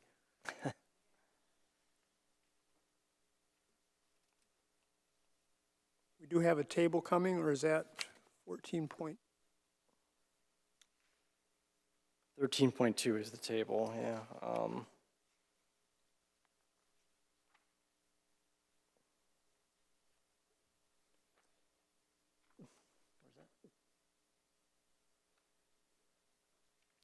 yeah.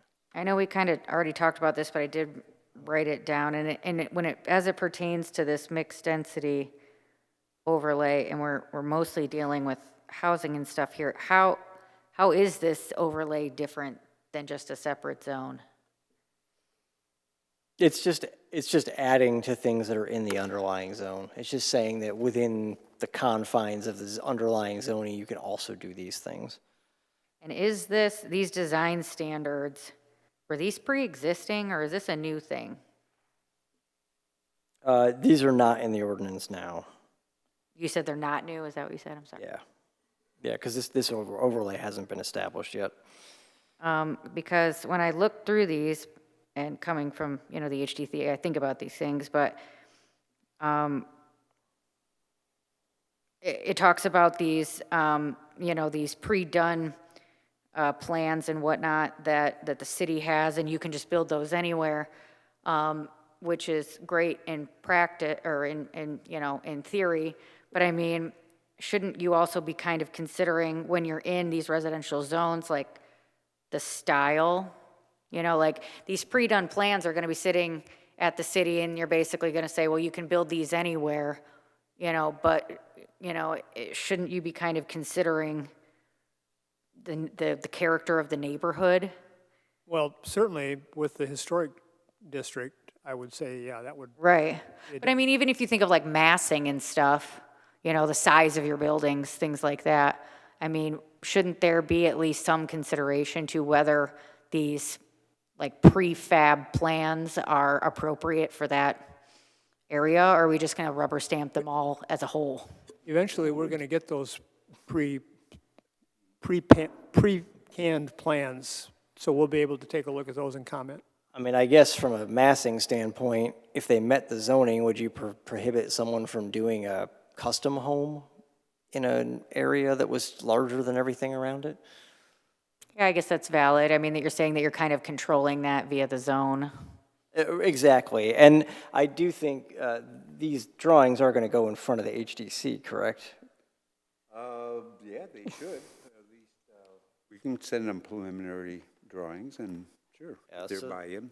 So there may be a point where the HDC says this isn't appropriate in the historic district, and we would. Right, and I can totally see that. Yeah, as part of your historic, I mean, that makes perfect sense. That's part of the, but I mean, does that mean then that anything that's not in the historic district could really just have anything? I mean, I guess, yeah. I mean, but it's a good point. You're controlling most of your controllables, so.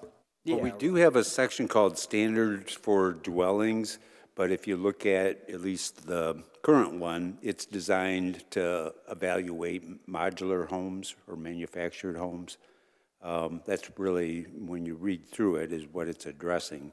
But yeah, there are standards for dwellings that we actually use in the ordinance too. So maybe it's just a matter of whenever these prefab plans come about, whenever they manifest themselves, keeping, you know, keeping sort of kind of within the box. I mean, in the sense of thinking that, you know, we don't want some wild design plans that are kind of funky. We want them to be citywide, you know. You want a homeowners association. No, I didn't say that. You will never catch me saying Well, that, Doug. and in effect, that's what we've got. We've got a citywide homeowners association called the zoning ordinance. But yeah, I mean, the city, I know, has 5 designs that it's looking at right now. And those will, there's a study underway to determine how many lots those designs would actually fit on with the new regulations. So kind of the universe of lots where you could potentially build one of these 5 units that has been chosen. And then, you know, they've been chosen partly for their style and its relative, you know, compatibility with the rest of the city. You know, ultimately that universe of pre-approved drawings will probably grow. It will probably expand. And there will be more designs to choose from. But in terms of, you know, where you can build them, the HDC is probably going to be the one potential limiting factor, other than the actual just size of lots. And within that section, it says, the design of attached or multifamily housing shall avoid long blank walls and repetition without variation. But like every single thing that I can think of that's been built with this kind of thing in mind, it's always repetitive as all sin. I mean, it looks like it's one after another, after another, after another. I mean, even no matter how upscale they are, you know, they always are very repetitious. So, I mean, is this either an unreasonable expectation or is there, you know, something that we should be specifying to say in more detail what that would be? I mean, because these things happen all the time. I mean, I feel like if we were to apply this standard to existing buildings, that would take out every single one. You know what I mean? Like, they're all super repetitious. Sure, and I mean, I do think that that's what this was trying to avoid, was highly repetitious buildings. I mean, I guess, do we want to be specific about what that means, or are we hoping that having the standard would prompt an architect to say, all right, well, okay, I've got this standard to work with, I can make this work? And you know, that might look like, let's say you've got a row of 6 buildings instead of, you know, 6 identical buildings. Maybe one of them is flat fronted, one of them has a gable, one of them, you know, it's not necessarily that they've all got to be like, one's got to be Art Nouveau and one's got to be Victorian or something. You're going to put some sort of variation into it. And there are ways to do that architecturally that I think hopefully would be appealing.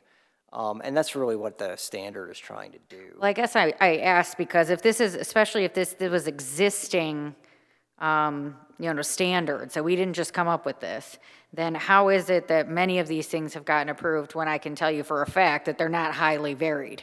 Yeah, and this isn't existing standard here. This is, it should be underlined. Because this is a new overlay. The things that have been approved so far wouldn't have been subject to this standard. Okay, so I'm not nuts. All right, cool. Any other questions on 12? You've already got your assignments on 13. Yep. Let's go to 14. Yeah, and 14 is your schedule of regulations. So this is, the setbacks and height limits for the various districts. And you can see where some things have been kind of X'd out based on the fact that some districts were collapsed together. We've got the new RMD and the MU in there as well. So of course, O1 and RM1 are crossed out. And yeah, I mean, I guess, are there any questions about the standards here? Or Yeah, can you, and maybe I'm just a moron, but can you tell me what these letters mean? They refer to the footnotes on the following page. So where you've got the A, that refers to footnote A, front yard shall remain unoccupied except for landscaping, signs, fences, driveways, and off-street parking, access aisles. And then it goes up to G. Right now, this is several tables, and each one of them has footnotes, and some of the footnotes are exactly the same. So collapsing them all into one table eliminated the repetition and allowed us to kind of make the whole section more concise. So on this page 21, here's a case where you're citing RMD, not the RMH, like in the zoning district.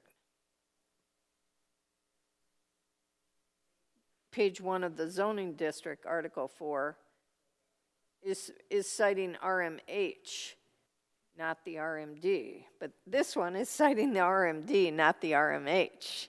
Didn't you note, Joe, that title on 2 was already in need of rewrite? Which one? Article 2? Was it? Article 5, yeah, Article 5, for some reason the strike-throughs were lost from that Article 5 header. Yeah, RMD does need to be added to that creation of districts table. That was an oversight. The RMH is the mobile home district, and it's got its own little weird set of standards, so it's not in this table. But RMD is included here. Wait, I'm sorry, so is this supposed to be RMH, or what is it supposed to be? I'm just looking at.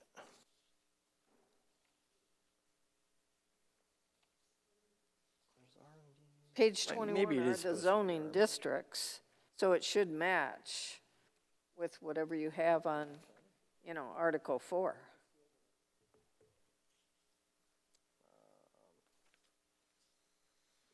Yeah, I mean, we either have to treat it as a district or treat it as an overlay, but we can't do both. Or can we? I mean, we're stating it as a district here, so even if we did, you'd think it should be its own separate thing. We do have, we're calling it an overlay district, but we're still calling it a district. Yeah. Well, then it should be included in Article 4. Right, then It's it going should, to be, well, Article 4. Establishment of zoning districts, yeah, it should be listed in that table. They should match, that's all. Yeah, and I'll look and see what the deal is with RMH too.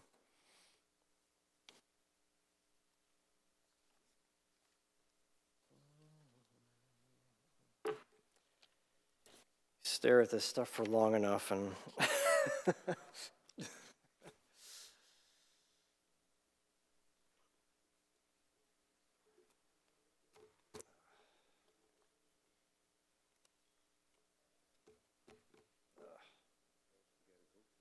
accessory dwelling unit is the one last thing. Okay. All right, yeah, we'll sort that RMH item out. We do still have Article 21. The accessory dwelling units is the big one to talk about in there. A lot of the other stuff is carried forward. Obviously, we can address anything that needs to be addressed, but the accessory dwelling units is the big one. We really do have to talk about that. orange stripe, 21.2 on page 2 of 26 there, is accessory dwelling units. So right now, basically what the ordinance says is if you had an accessory apartment in your house prior to December 2005, you can continue doing that, but there are no more accessory dwelling units allowed. And the master plan and also RRC call for consideration of accessory dwelling units. So we've come up with a new section for accessory dwelling units. And it's on this page and the following page. It considers some standards for all accessory dwelling units, some standards that are applicable only to attached accessory dwelling units, which is kind of the apartment style where you've got in the main building an extra little dwelling unit in there. And then we've also got detached accessory dwelling units, which are in an accessory building, not in the main building. And those have some standards that are specific to them. I guess questions and opinions on this as it's presented. So we're talking basically for a detached accessory dwelling unit to be kind of like a tiny house, right? Essentially, it's a small house anyway. Small house. So a separate, and all of the requirements for a dwelling unit would apply to that accessory dwelling equally. Correct, yeah. It's gonna, particularly from a building code perspective, it's gonna have to meet all of that. And then it's gonna have to meet these standards in particular, as well as the general standards for all accessory dwelling units. So, one more question. Do we make, and I apologize, but I hadn't read this specifically yet, but do we make allowances for lot coverage if someone is asking for one, or do they have to comply with the maximums for lot coverage? They are supposed to be complying with the maximums for lot coverage. But they did increase that in the table. Right. Yes, I know we it did has been increase that. increased, yeah, per our discussion many months ago now. And I had a thought too, is these accessory dwelling units, where they would vary from your primary would be that I could see people not wanting to necessarily build another kitchen or something like that. Is there any way to, it's been a long time since I've read this section. I'll admit I was stuck in Florida until yesterday, so we had already looked at this section, so I didn't go back and read it. So it's been many months from my brain as well. But is there any type of accommodation for not wanting to have a kitchen? You know, like if it's a mother-in-law suite, and your kid's doing all the cooking and everything in the main house, do you have to build an entire kitchen, or could you, just have a microwave or just go in the house? You know what I'm saying? Like that's to me where it would vary from a primary dwelling unit. Yeah, I think under the building code, it wouldn't qualify as a dwelling unit if it didn't have a kitchen. Right, so doesn't that seem kind of, I don't want to say unfair, but I mean, shouldn't there be allowance for that somewhere? Well, the only thing is that's out of the building code, that is that requirement that a dwelling unit includes a kitchen and a bathroom facility. Yeah, it's in the definition section of the zoning ordinance too, for a dwelling to contain a kitchen and bathroom facilities. Yeah, and that flows from the building code. So I don't know that we can really consider something a dwelling unit if it doesn't check all those boxes. It's like a detached guest room. I mean, Right, you know what I mean? essentially, yeah. Yeah, like for example, my parents, and I know this isn't in the city, but it's just an example of how it could come about. My parents have a cottage, and they have the primary building with all the things, and then they had a very large garage built, and half the garage they turned into a guest room, billiard room thing, and it's got a bathroom, but no need for a kitchen, they never built a kitchen. So, you know, I mean, that's technically to code, you know what I mean? So how is, I mean, you're not, in that case, you're not establishing a second dwelling unit. You're establishing, I mean, Accessory. I guess you're establishing however you want to use it. It could be a guest room, it could be a man cave, it could be. but I mean, it's still an accessory, you know, It's still in use. an accessory building, yeah. So are we saying that if you don't put in a kitchen, then now it's not allowed anymore? Like I can't build a guest It's room just not anymore? a dwelling unit. If you wanted to convert a garage into a, you know, a kind of extra room or something, I don't know that we would necessarily say no to that. 'Cause, I would say, is that permitted technically? yeah, I mean, we don't really say that you can't do that kind of thing in an accessory building. You have limited space in which to build accessory buildings, so I guess you need to consider what you want. And if you're fine parking your cars on your driveway, then you could use what would normally be your garage for something else if you wanted to. What about if somebody wanted to turn the accessory building that did not have a kitchen into some kind of short-term rental or like B&B or something like that? Because B&Bs don't have to have a kitchen. But then where does that fall? I don't think you'd be able to do a B&B because there's actually pretty specific regulations for that. But as far as a short-term rental, you do have a short-term rental ordinance. Didn't I read where it said that that does not include short-term rental? Yeah, an accessory dwelling unit can't be used as a short-term rental under the way this is written. Yes, but it wouldn't, if it didn't have a kitchen. I'm just piggybacking on that if we're talking about some of these hypotheticals, which I'm not sure where that even happens in the city, but I know of a couple non-conforming things that are already happening. So if it didn't have a kitchen, then technically it's not an accessory, it's not a dwelling unit. One that Where does that go? Because people don't need a kitchen for a night or two, or, you know, even. Right, I mean, it Right, would- where that seems to come up that may be kind of a new thing is if you think of like Airbnbs, that's pretty, you know, that would be pretty common that somebody might want to turn their garage into an Airbnb, but they don't need a kitchen. And that's there's a kinda where I'm short-term going rental with this. ordinance that would govern that. It's not in the zoning ordinance, it's a separate ordinance, but yeah, you do have an ordinance for short-term rentals that would, and I don't know exactly what it says, but that would govern that kind of situation. Okay, so that is part, because I know that was one thing that we talked about adding, you know, a ways back. So that got folded into, what we did with Airbnbs in general, that got folded into that ordinance. Is that what you're saying? It would be covered by that ordinance, I don't know how, but it is covered by that. Yeah, the only thing we had commented on from a zoning standpoint is on an Airbnb, whatever the zoning district allows. If it's a single family, then it's only single family. If it's downtown and it's multiple family, then you could, you know, have all of those units multiple family. So it's based on the zoning district and the uses that are allowed. So in a R2 duplex, then you could have 2 of those Airbnbs. Right, It's but those being the zone. zones would require you to have a kitchen, so then you're back to, you know, you're back to that. Yeah, Yeah. yeah.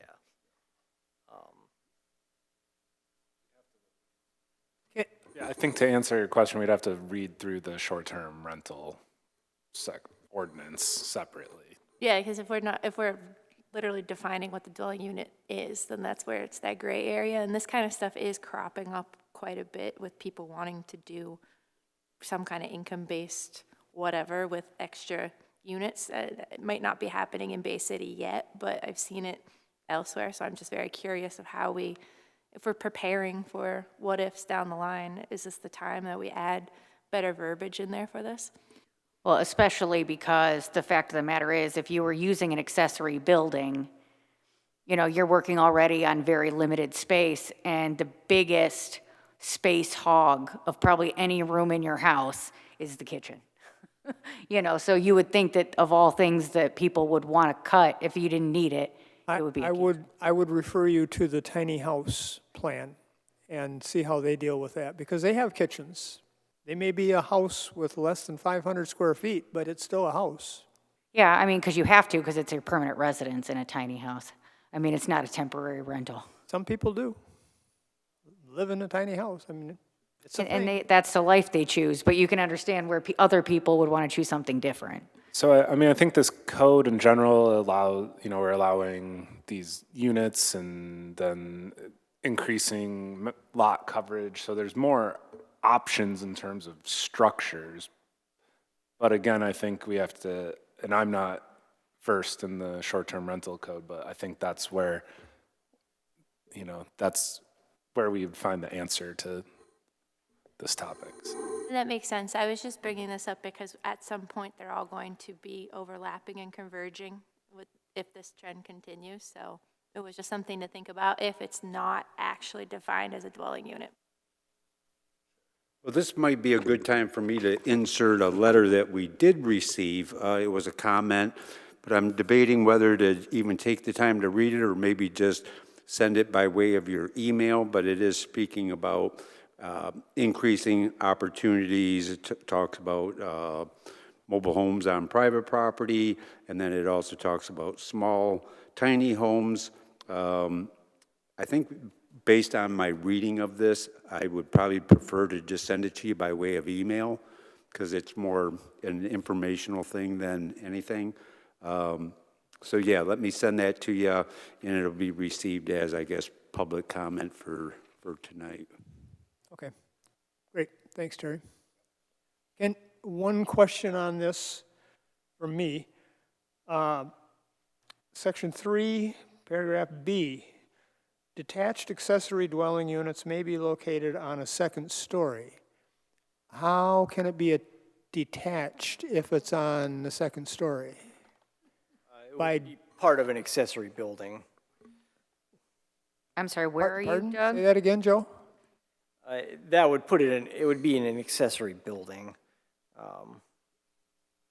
So like above a. So above a garage or something. I was going to say it's a garage, isn't it? So you decide that you want to, like think of old carriage houses that used to have big, tall, like on Center Avenue, there's some carriage houses that are really, really tall. Right, but it says detached. You're detached from the the primary residence. You're not detached from itself. It Right. doesn't say that. It just says it may be located on a second story. Yeah, the garage itself is detached. But the garage is But- detached. But it The could be building the is- second story of your house.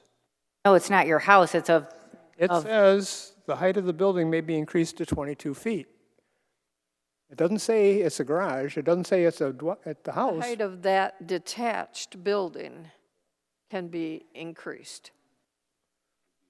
I think So it if needs a it's like a little carriage house clarification. or a garage, and then the ADU is on the second, And that's fine, but I think it should say that.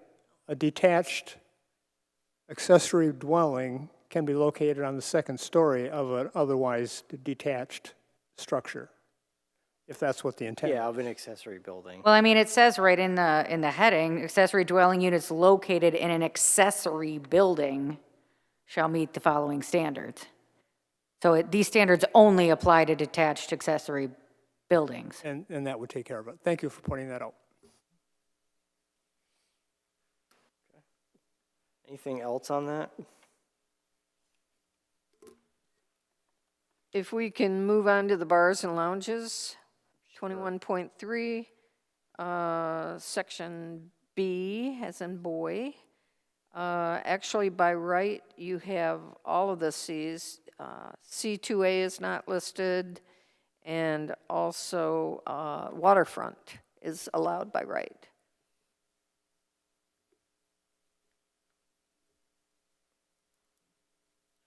According to that other Oh, yeah, I table. got you, yeah. Page 18.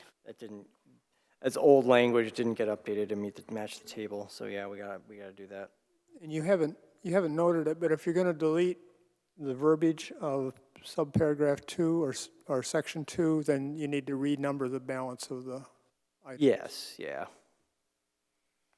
I think I would. And I noticed that in several other sections too, but Yep. Yeah. Add language to number 3 about outdoor live entertainment being prohibited, but maybe say without prior approval and subject to the city noise ordinance. I just feel like live music outside at a bar is a common thing. That was in the C1. So in the C1, you wouldn't be able to have it. But then in the C2, you would.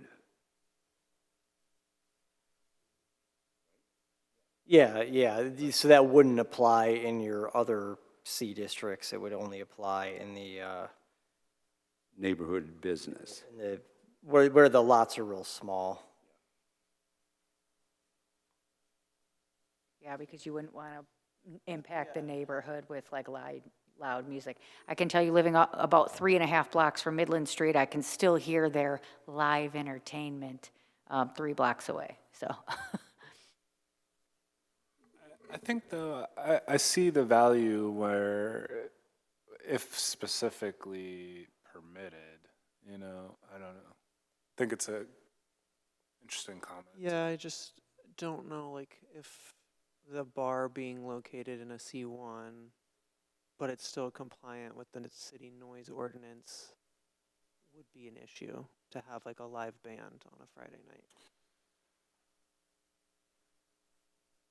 Just because of the zoning. Yeah, the only thing I would probably, at this time, pull up like a zoning map, show you where the C1 properties are in relationship to, but then some of it's not really conducive to an easy answer either, because like Columbus Avenue, the majority of that is zone C2A, but then that's the type of district where I'd want to say that typically the Columbus Avenue business frontages only go so deep, and then they're surrounded by residential.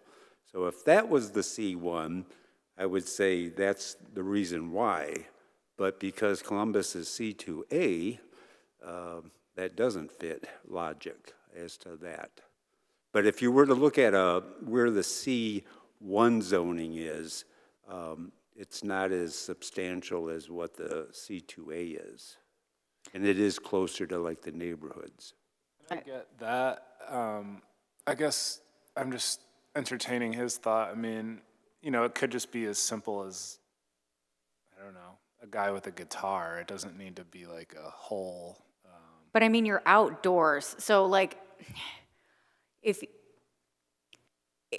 you're indoors and you're not, you know, as far as like sound is concerned and the ordinance is concerned, for inside of a building, you know, how much sound, you know, you have walls, you have things that are going to catch the sound before it gets to this guy's house. Because Columbus is a perfect example of how a lot of these places butt right up against a lot of residential houses. You know, outside, you really have no barrier whatsoever. So the house right next to you, even if there's a guy with a guitar, I can hear it. It doesn't matter how quiet, you know, it is. If, you know, if it's loud enough that, you know, the people in the yard can hear it, it's loud enough that I can hear it next door. I mean, especially if my window's open or something like, you know, like the sound, it's not, unlike light, you can't direct the sound, you know, you can't keep it from impeding, you know, the neighboring properties like you could if it was indoors or not butting a residential neighborhood. Well, and I think our noise ordinance would come into play at that point too, because that becomes a nuisance under the noise ordinance. Right, yeah. And I'm not familiar with the noise ordinance personally, so I just, you know, if there was other, you know, if there was other things that kind of guided outdoor noise and nuisance, then maybe we could lean into that. But I'm not familiar with the ordinance myself. But I think it would have to be outdoor specific, because anything indoors is, you're dealing with a whole different ball of wax.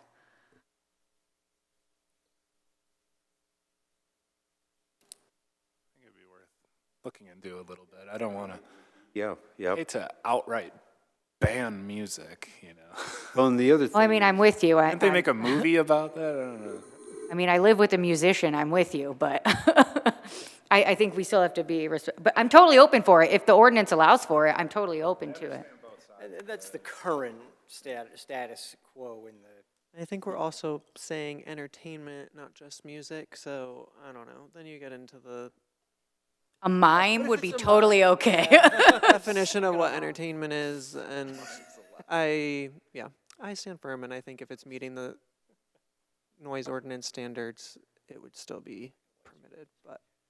I could totally be cool with more specific language to that, specifically saying like musical entertainment or something that speaks to the noise, and then specifically stating that it has to comply with the noise ordinance, assuming that the noise ordinance has something for outdoor situations, then I could get totally on board with that. I mean, we can have put time as well, as number 4 does for outdoor service being permitted at these bars being between, not before 9 a.m. or after 11, so you could time it with the same guidelines for outdoor music. Yeah, I could be on board with that too. I mean, it could be outdoor live entertainment with amplified sound, if you're not amplifying it, you will still hear it if you're just over the fence or whatever, but as long as it's not happening at the wrong time of day.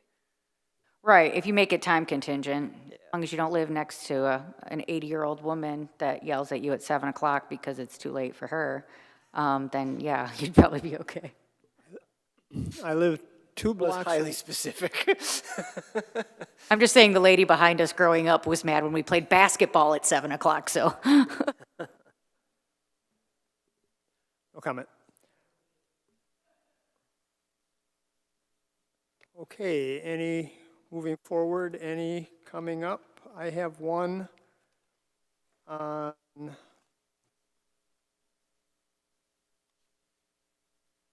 21.14, institutional use. So here's where that shows up again, and we need to coordinate that in terms of our prior conversations with institutional versus public. Yeah, it's a consistent list, except that it uses the term places of worship in lieu of churches.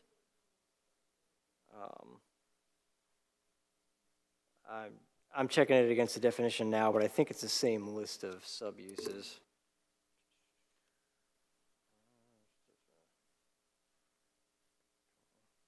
I have a stupid question that's not veering from, but will help me personally out. I read through this section before. Did we talk about this section already at some point? Okay, because I didn't get to go through it a second time, so I assume that most of my comments that I have written down in here we've already addressed, so I don't want to bore you with them again. So we definitely did talk about this once already, this section. The institutional use section? This is more in terms of existing institutional use as opposed to reuse of an existing I'm sorry, building. I meant the whole chunk of Oh, the whole everything. chunk, yeah. This whole orange section. We've been through some of it, but not all of it. Like, we hadn't talked about the accessory dwelling units. There were some things that were shared with you, and I don't. The one that we were just talking about, the accessory dwelling units, was new. I think a lot of this, it may have been shared with you, but I don't know that we actually discussed it. Yeah, I have it in my packet. We actually got this twice in a row. We had this for the February 25th meeting that got postponed. Yes, yeah. And then at the March 18th, the subsequent meeting, Terry gave us another pack of ordinances, which is what we're looking at tonight. Yeah. And it was in that first packet. This was in there, It the was same, 21 in the was same included in it. form. So we have gotten it twice, but we've not discussed it prior to tonight. I'm not sure where we're at, but 5 of 26, there's a reference in 21.10, number 2, where you're talking about R2 zoning, and you need to get rid of that. And just say R1 single and 2 family. R1 single and 2 family, yeah, okay, see that.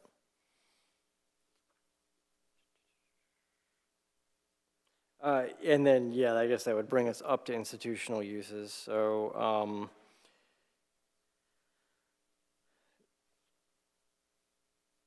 essentially what it's setting forth some basic standards that these uses have to meet if they're being newly established.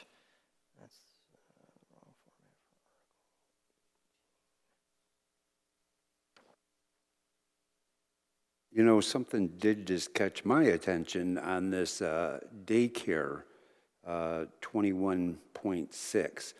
There was a case that went to the Zoning Board of Appeals, if I'm not mistaken, because they had to get a variance because they weren't able to provide the outdoor play space. But then we found out that there's new either language or law that does allow a daycare as long as there's a park within so many distance, because all that was presented to, I guess it was the Zoning Board of Appeals. Yep. Yeah, so I guess we'll have to get that new information about daycares in here. It probably was in, excuse me, in the minutes of that meeting, and that was, what, last summer? Yeah, because we had it all referenced and everything, what that law was. Right. Yeah, it was even quoted in the staff report. It was, Downtown yeah, the United Way. United Way building, yep. Yep. They wanted to have daycare downstairs, and the ordinance said they had to have this outdoor play area, and then we were able to show that the state doesn't allow, or doesn't prohibit, Play area within. as long as they have a play area that 100 they feet can or get something, to. right? Yep. So yeah, we just need to know that radius. Okay.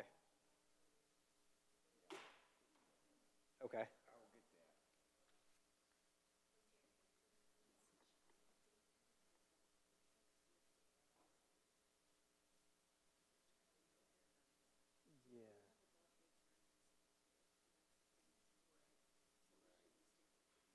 Yo, there's a distinction in that,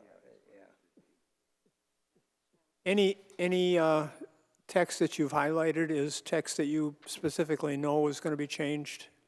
Yeah, that was, in this case, so on page 6 here, indoor recreation facilities, the section 2114, it's just a definition of an indoor recreation facility, so we just moved it to the definitions.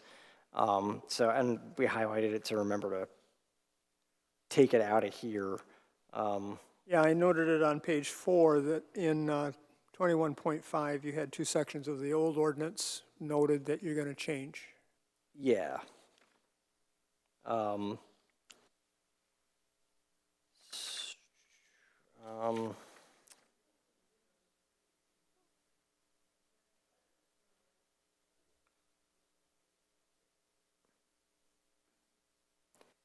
So yeah, other things, the multifamily and attached single-family standards used to be listed with the schedule of regulations for the districts. We moved them here because they're specific to a use. So all the things that are specific to a use are now in this section or this article of the ordinance. So that's now section 2120.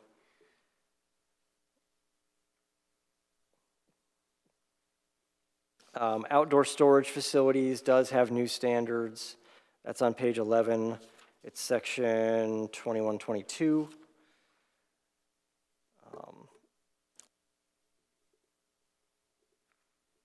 And that's applying in the industrial districts.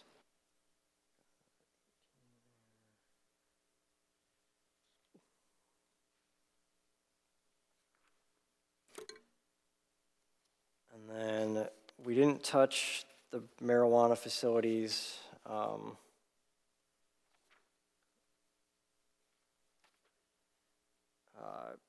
The cross-outs in under sexually oriented businesses is just where the definitions move to the definitions section. And then same with wireless facilities. You'll see some crossed out definitions there. Those also moved. And then there's some new text in there on page 22. And this is entirely related to changes to federal and state law.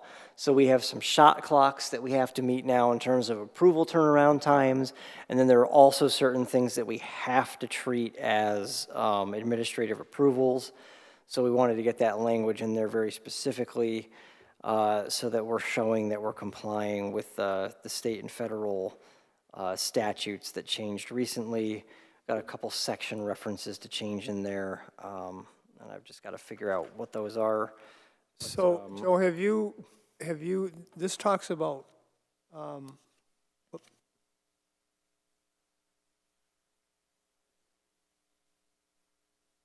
wireless communication towers and antennas. So in a situation where you have a co-located tower, Sure. it's not even a tower because it's co-located on a high-rise building, so there's no antenna. All the antennas are within that particular building that's on the roof. Sure. Do we talk about that in that new language at all? In the new language, it would be, Should be called an alternative tower structure. yeah, it's addressed in the language. The new language only deals with it insofar as you would be able to do a new co-location if there was capacity with administrative approval. But otherwise, it doesn't really directly address that situation because it really is talking about towers. Yeah, what we had before, just from memory, is that there was that co-locating on alternative towers, and if you went to the Planning Commission to get the initial building, say the Bay County building, approved for the first tower, then anything thereafter, if they were to change them out, they could do that administratively. But the first time a water tower or some building downtown is used as that alternative structure, just the first time they have to come to the Planning Commission, or did have to. Right, exactly. And then once you're co-locating on that structure again in the future, that falls under this co-location. Where it's, and we're still on page 22, where it says, number 4, buildings and cabinets housing operating equipment shall not exceed 12 feet in height. I can't help but be reminded of those fiber optic cabinets again, and thinking that those should have separate height requirements in that, you know, if you had a cabinet, a cabinet's never going to be 12 feet. But a cabinet that's right off the edge of the right-of-way, you know, being 5 or 6 feet would be rather large, you know what I'm saying? So, you know, should they have their own, you know, limitations? Or are we just saying any cabinet is fine as long as it's under 12 feet? I mean, it seems like an awfully large. Well, this is the equipment cabinet for, I'm sorry, can you talk into your microphone? this is the equipment cabinet that's associated with one of these wireless communication facilities. So it's going to be in an enclosure or on top of a building or something. It's not, Okay, this is only applies to those, I'm sorry. yeah, this isn't something that's going to be like in a planting strip or something. Yeah, you're thinking of our utility cabinet ordinance, Yeah, those. which we're getting another batch of those things in, so you'll be seeing those. You can hear my Boy. enthusiasm. Can't we delegate that to you? Believe me, they're irritant right now. Okay, sorry, it's been a while since I read this, so. Yeah, no, it's a good question. It's just, this is talking about something different, yeah, than what you're thinking of. It's part of an overall, you know, wireless communication facility. Yeah, I have to reread my own notes here, so I reserve the right to ask questions again later. Sure.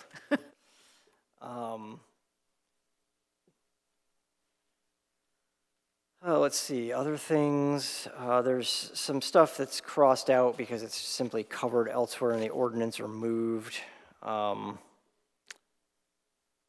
And then there were a handful of things that fell at the end of this article that had been kind of tucked away in other parts of the ordinance, and we just moved them here because they were kind of just randomly located. So we wanted to get them all into the article that covers standards for specific uses.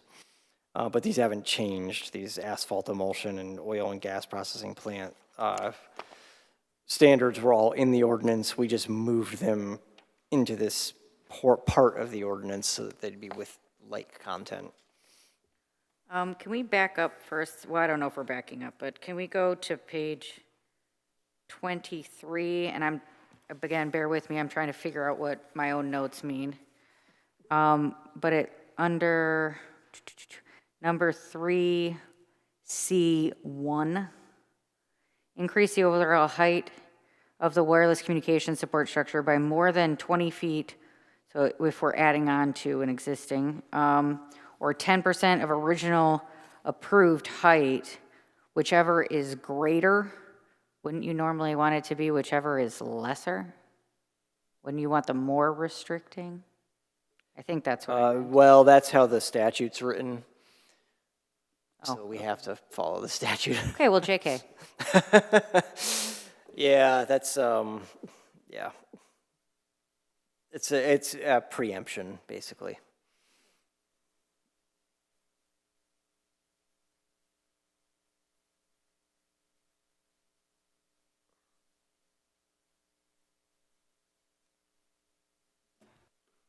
And then this section is called the proposed co-location will not do any of the following, but then number 4 is not as something you would not do. Number 4 says the proposed co-location complies with the terms and conditions of any previous final approval of wireless. I mean, shouldn't that just be like a note or another section? Yeah, well, yeah, it could be moved over in the hierarchy to be, instead of a parenthesis 5, it would be item D. And then I have, since we're on this blue section, number 5, where any of standards of subparagraph through subparagraphs, blah, blah, blah, above is not met, then the application should not be approved administratively, and the application should proceed to the site plan or special land use process as appropriate. Oh, sorry. It's been a minute, sorry.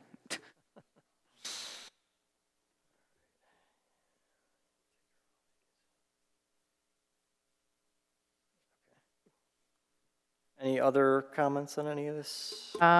Section, I was just for section header 21, or well, it's 122, 21, 33.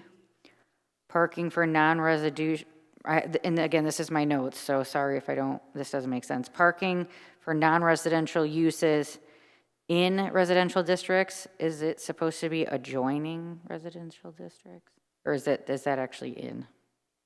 That's in the, Because the next section says off-street parking areas for non-residential uses which are located in adjoining residential zoning districts. yeah, it doesn't really need to be in the header of the section. It's pretty clearly addressed in the language.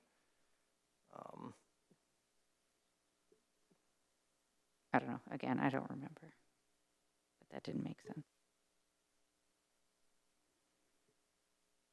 And I think we had a discussion about that term adjoining. Does that mean that it's not adjacent? It's just, how is that different than adjoining and adjacent? I mean, they're synonyms essentially for the purposes of land disposition. Okay. I mean, we could certainly just use the more commonly used term adjacent there instead of adjoining. Then I have under number 4 in that same section, one directional signage may be erected at each entrance or exit in accordance with section. Should that be a maybe or should it be a shall?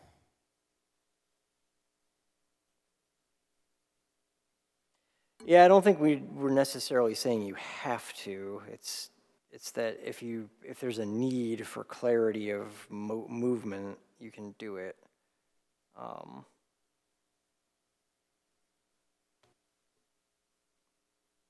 But yeah, we're not saying you absolutely have to have one, because you could potentially have one entrance and exit, and there would be no need for it.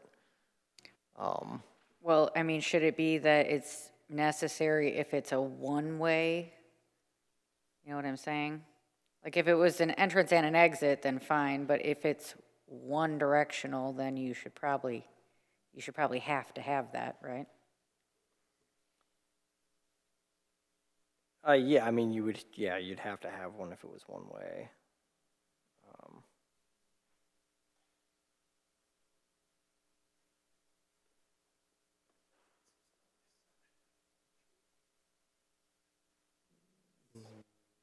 And then I have a question of why the site plan, did this stuff just all get moved? Is that what happened here? Yeah, that stuff that's crossed out there all got moved. Probably in the tables, right? I didn't all necessarily move to the same place, but yeah, it all got moved. Supplemental standards and regulations, the outdoor storage stuff got replaced with the other outdoor storage language. So that's why that's gone.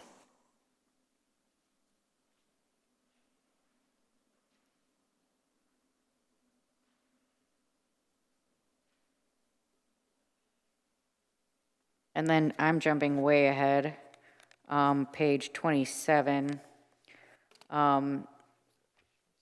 Where for these motor vehicle dismantles and salvage yard, we don't have anything here on fencing or screening. 27? 25? Did I say, wait, page 27? Or, oh, I'm sorry, I'm in my old notes, so that didn't make sense. Section 22-2137. Does that make more sense? Yeah. Okay. I forgot I'm in my other one, sorry. Anyway,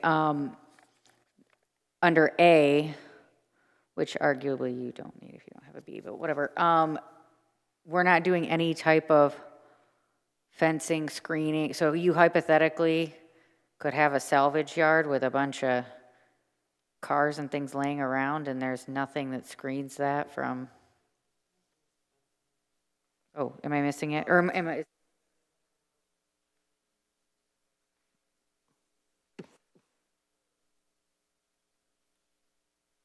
Yeah, the open storage standards would require fencing there, and also screening standards elsewhere in the ordinance would require that to have fencing. So I guess it would be a matter of, should this use have fencing above and beyond what's required in general?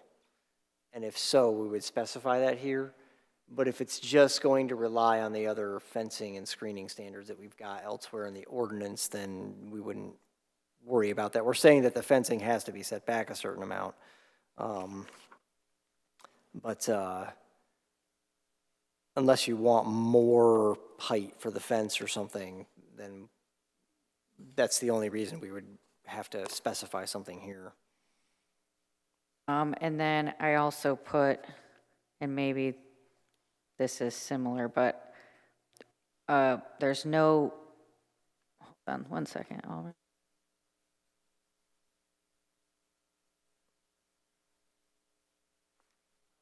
I have no drainage or surfacing surfacing requirements. I mean, there's nothing in the sense of like the fact that there's a bunch of motor oil and gas and all kinds of other things that are leaking out all over. There's no kind of regulation for that. Mm-hmm. I mean, because that in particular would be yeah,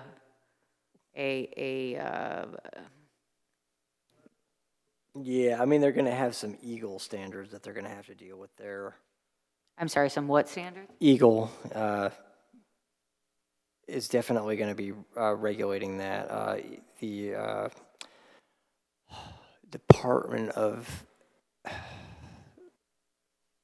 Environmental Lakes Agency. and something, yeah, EGLE. It used to be the, I Yeah, you mean, just should have that a be straightforward stated name. that those are in there, or is that assumed, or, like what's, I mean, yeah,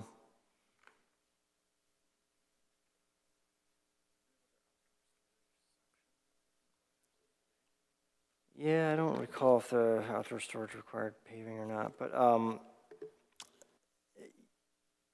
yeah, in order to be operating one of these salvage things legally, you've gotta be, that like part compliant of with your those Eagle licensing or standards, something? yeah, so, I don't know if there's a good way for us to refer to that here. I mean, if that gets covered in some other end, end of the process, then that's cool. When I was reading it, I was like, it seems like there should be something. But if that falls somewhere else, I get it. Of course, if you open this can of worms, then what do we do about M1 and M2 districts? What do you mean? Well, Just like everything that, any industrial process is going to have issues like we're talking right, about yeah. here. So if we're going to do it here, maybe. No, I totally get what you're saying. If it's part of the process somewhere else, as long as it's part of the process somewhere. I think what we would have to look at is what is required under green belts, because without looking at it myself, a green belt is like a 5-foot buffer. But if we had screening shall be required, that's a different section, because there's green belts and then there's screening. So there is a distinction, and I would just have to look to see, is a green belt only the 5-foot landscaped area? Because if that was it, maybe the real intent is that the other one applies. The screening shall be required as such on the property lines. Maybe that's where you're looking for that screening requirement. Right, yeah, so I'm just rereading this, and yeah, it says that, your fencing has to be set back, but it's not saying that you need to have fencing. Well, that's where, if I could turn to it real quick, what is the green belt being defined as, or what is required of a green belt? Yeah, you would think it would say green belts and fencing or screening or something. Yeah, I mean, I think it would maybe help to refer the user to the open storage standards. And then there's screening requirements in there, because this is, it specifically says outdoor storage completely screened with a screen that's opaque through all seasons, from ground to a height of at least 8 feet by a variety of means. So if you invoke that section there, you're going to be making sure that it's screened properly. I'm sorry, is that a section in the ordinance? Is that what you said? Yeah, exactly. So you would say that this use is subject to the standards for open storage yards. Now, 122.18.5 on page 37 is where it does talk about that green belt. And it does say when a wall or fence is used to provide screening to adjacent street, such as for outdoor storage area, a green belt must be planted. So, okay. Yeah, so you're going to need a green belt on the outside of that fence. Yep. But wait a minute, never mind. Yeah, basically, I think what you do is you add an item there that says the outdoor storage yard standards apply specifically to this use. Then you're covering yourself. Well, and I'm sorry, where in here are we talking about the screening?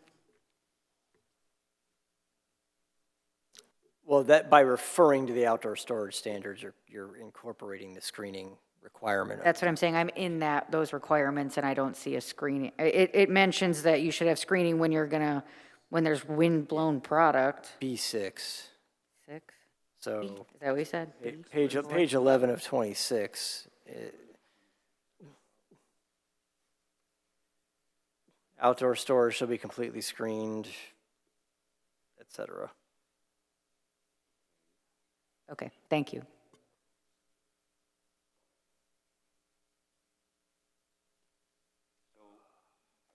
Question is, a salvage yard motor vehicle dismantler is always gonna have what is called an open storage yard. Exactly, yeah. So we just specifically refer to those standards in that section, and we're covered. It kind of goes back to my point, I guess I'm making, is it refers to green belts, but in our current zoning ordinance, it actually speaks of two things, a green belt, and then right underneath it is screening buffer. So did we do away with the screening buffer requirement under general landscaping regulations? 'Cause that's where it's at now. I know we simplified that because we were having problems with people having to put buffers all the way around their parking lot, even if it was like right next to another parking lot. Right. Remember? Yep, okay, yep. Okay.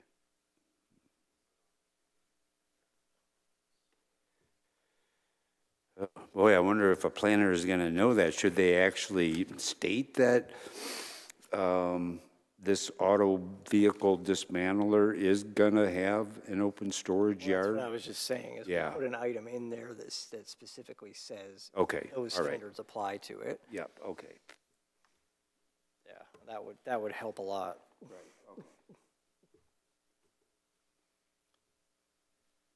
Time is it? We gotta think It's about this 10:10, 10:12. building being locked up at 10. We're all locked in? Yep, we're locked in till morning. No. We made it to the end of it, so That was, I was trapped in Florida for 5 days ending yesterday. I'm not getting trapped here today. I guess the main point is if we are gonna try to get out where the cleaner locks up and 10 o'clock is the latest, then we'll try to split out of here right away, because it is 10 o'clock. So, we've just made it to the we're end. after 10 o'clock now, Terry.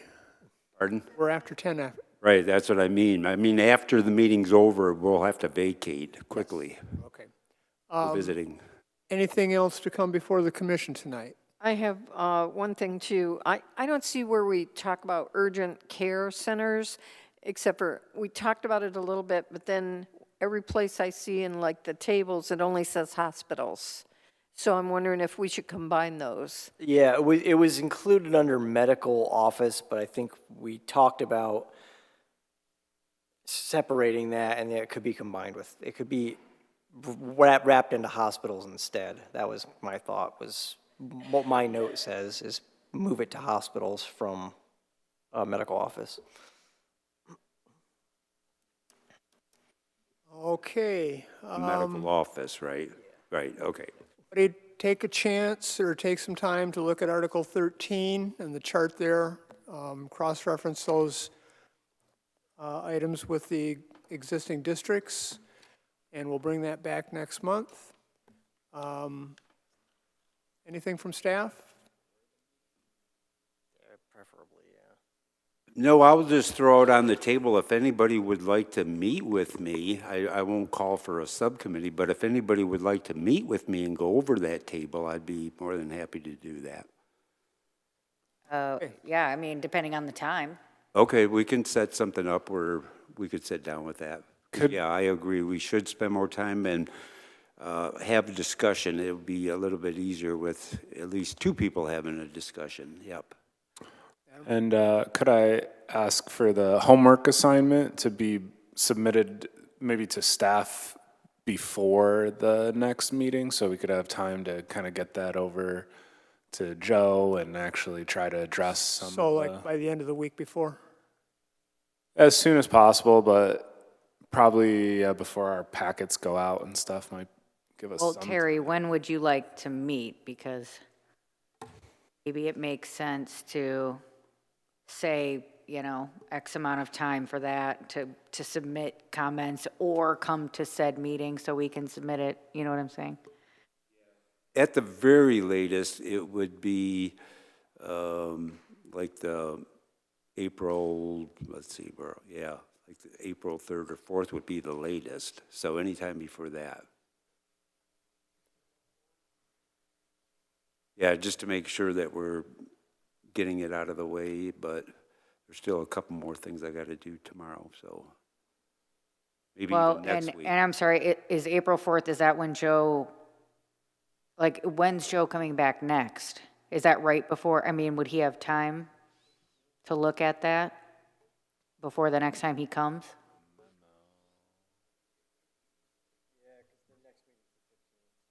The next would be the 15th. We'll do something soon. You tell me a day that will work out for you, and then I'll try to make that work. Do you want it during the day or in the evening? Can we have you two do that separately? Can we, well, I mean, I assume I'm not the only one. I mean, maybe I am the only one, but, You're the only one talking to him right now. all right, well, then Terry and I can figure it out if nobody else wants to, that's fine. I want to get us out of here before the cleaning staff locks us in. So, any other business to bring before the commission? Hearing none, I'll entertain a motion to adjourn. Motion to adjourn. Support. I have motion and support. We're adjourned. And if anybody wants to take some slices of pizza home, please do. Yeah, because we're going to have still some left over, it looks like.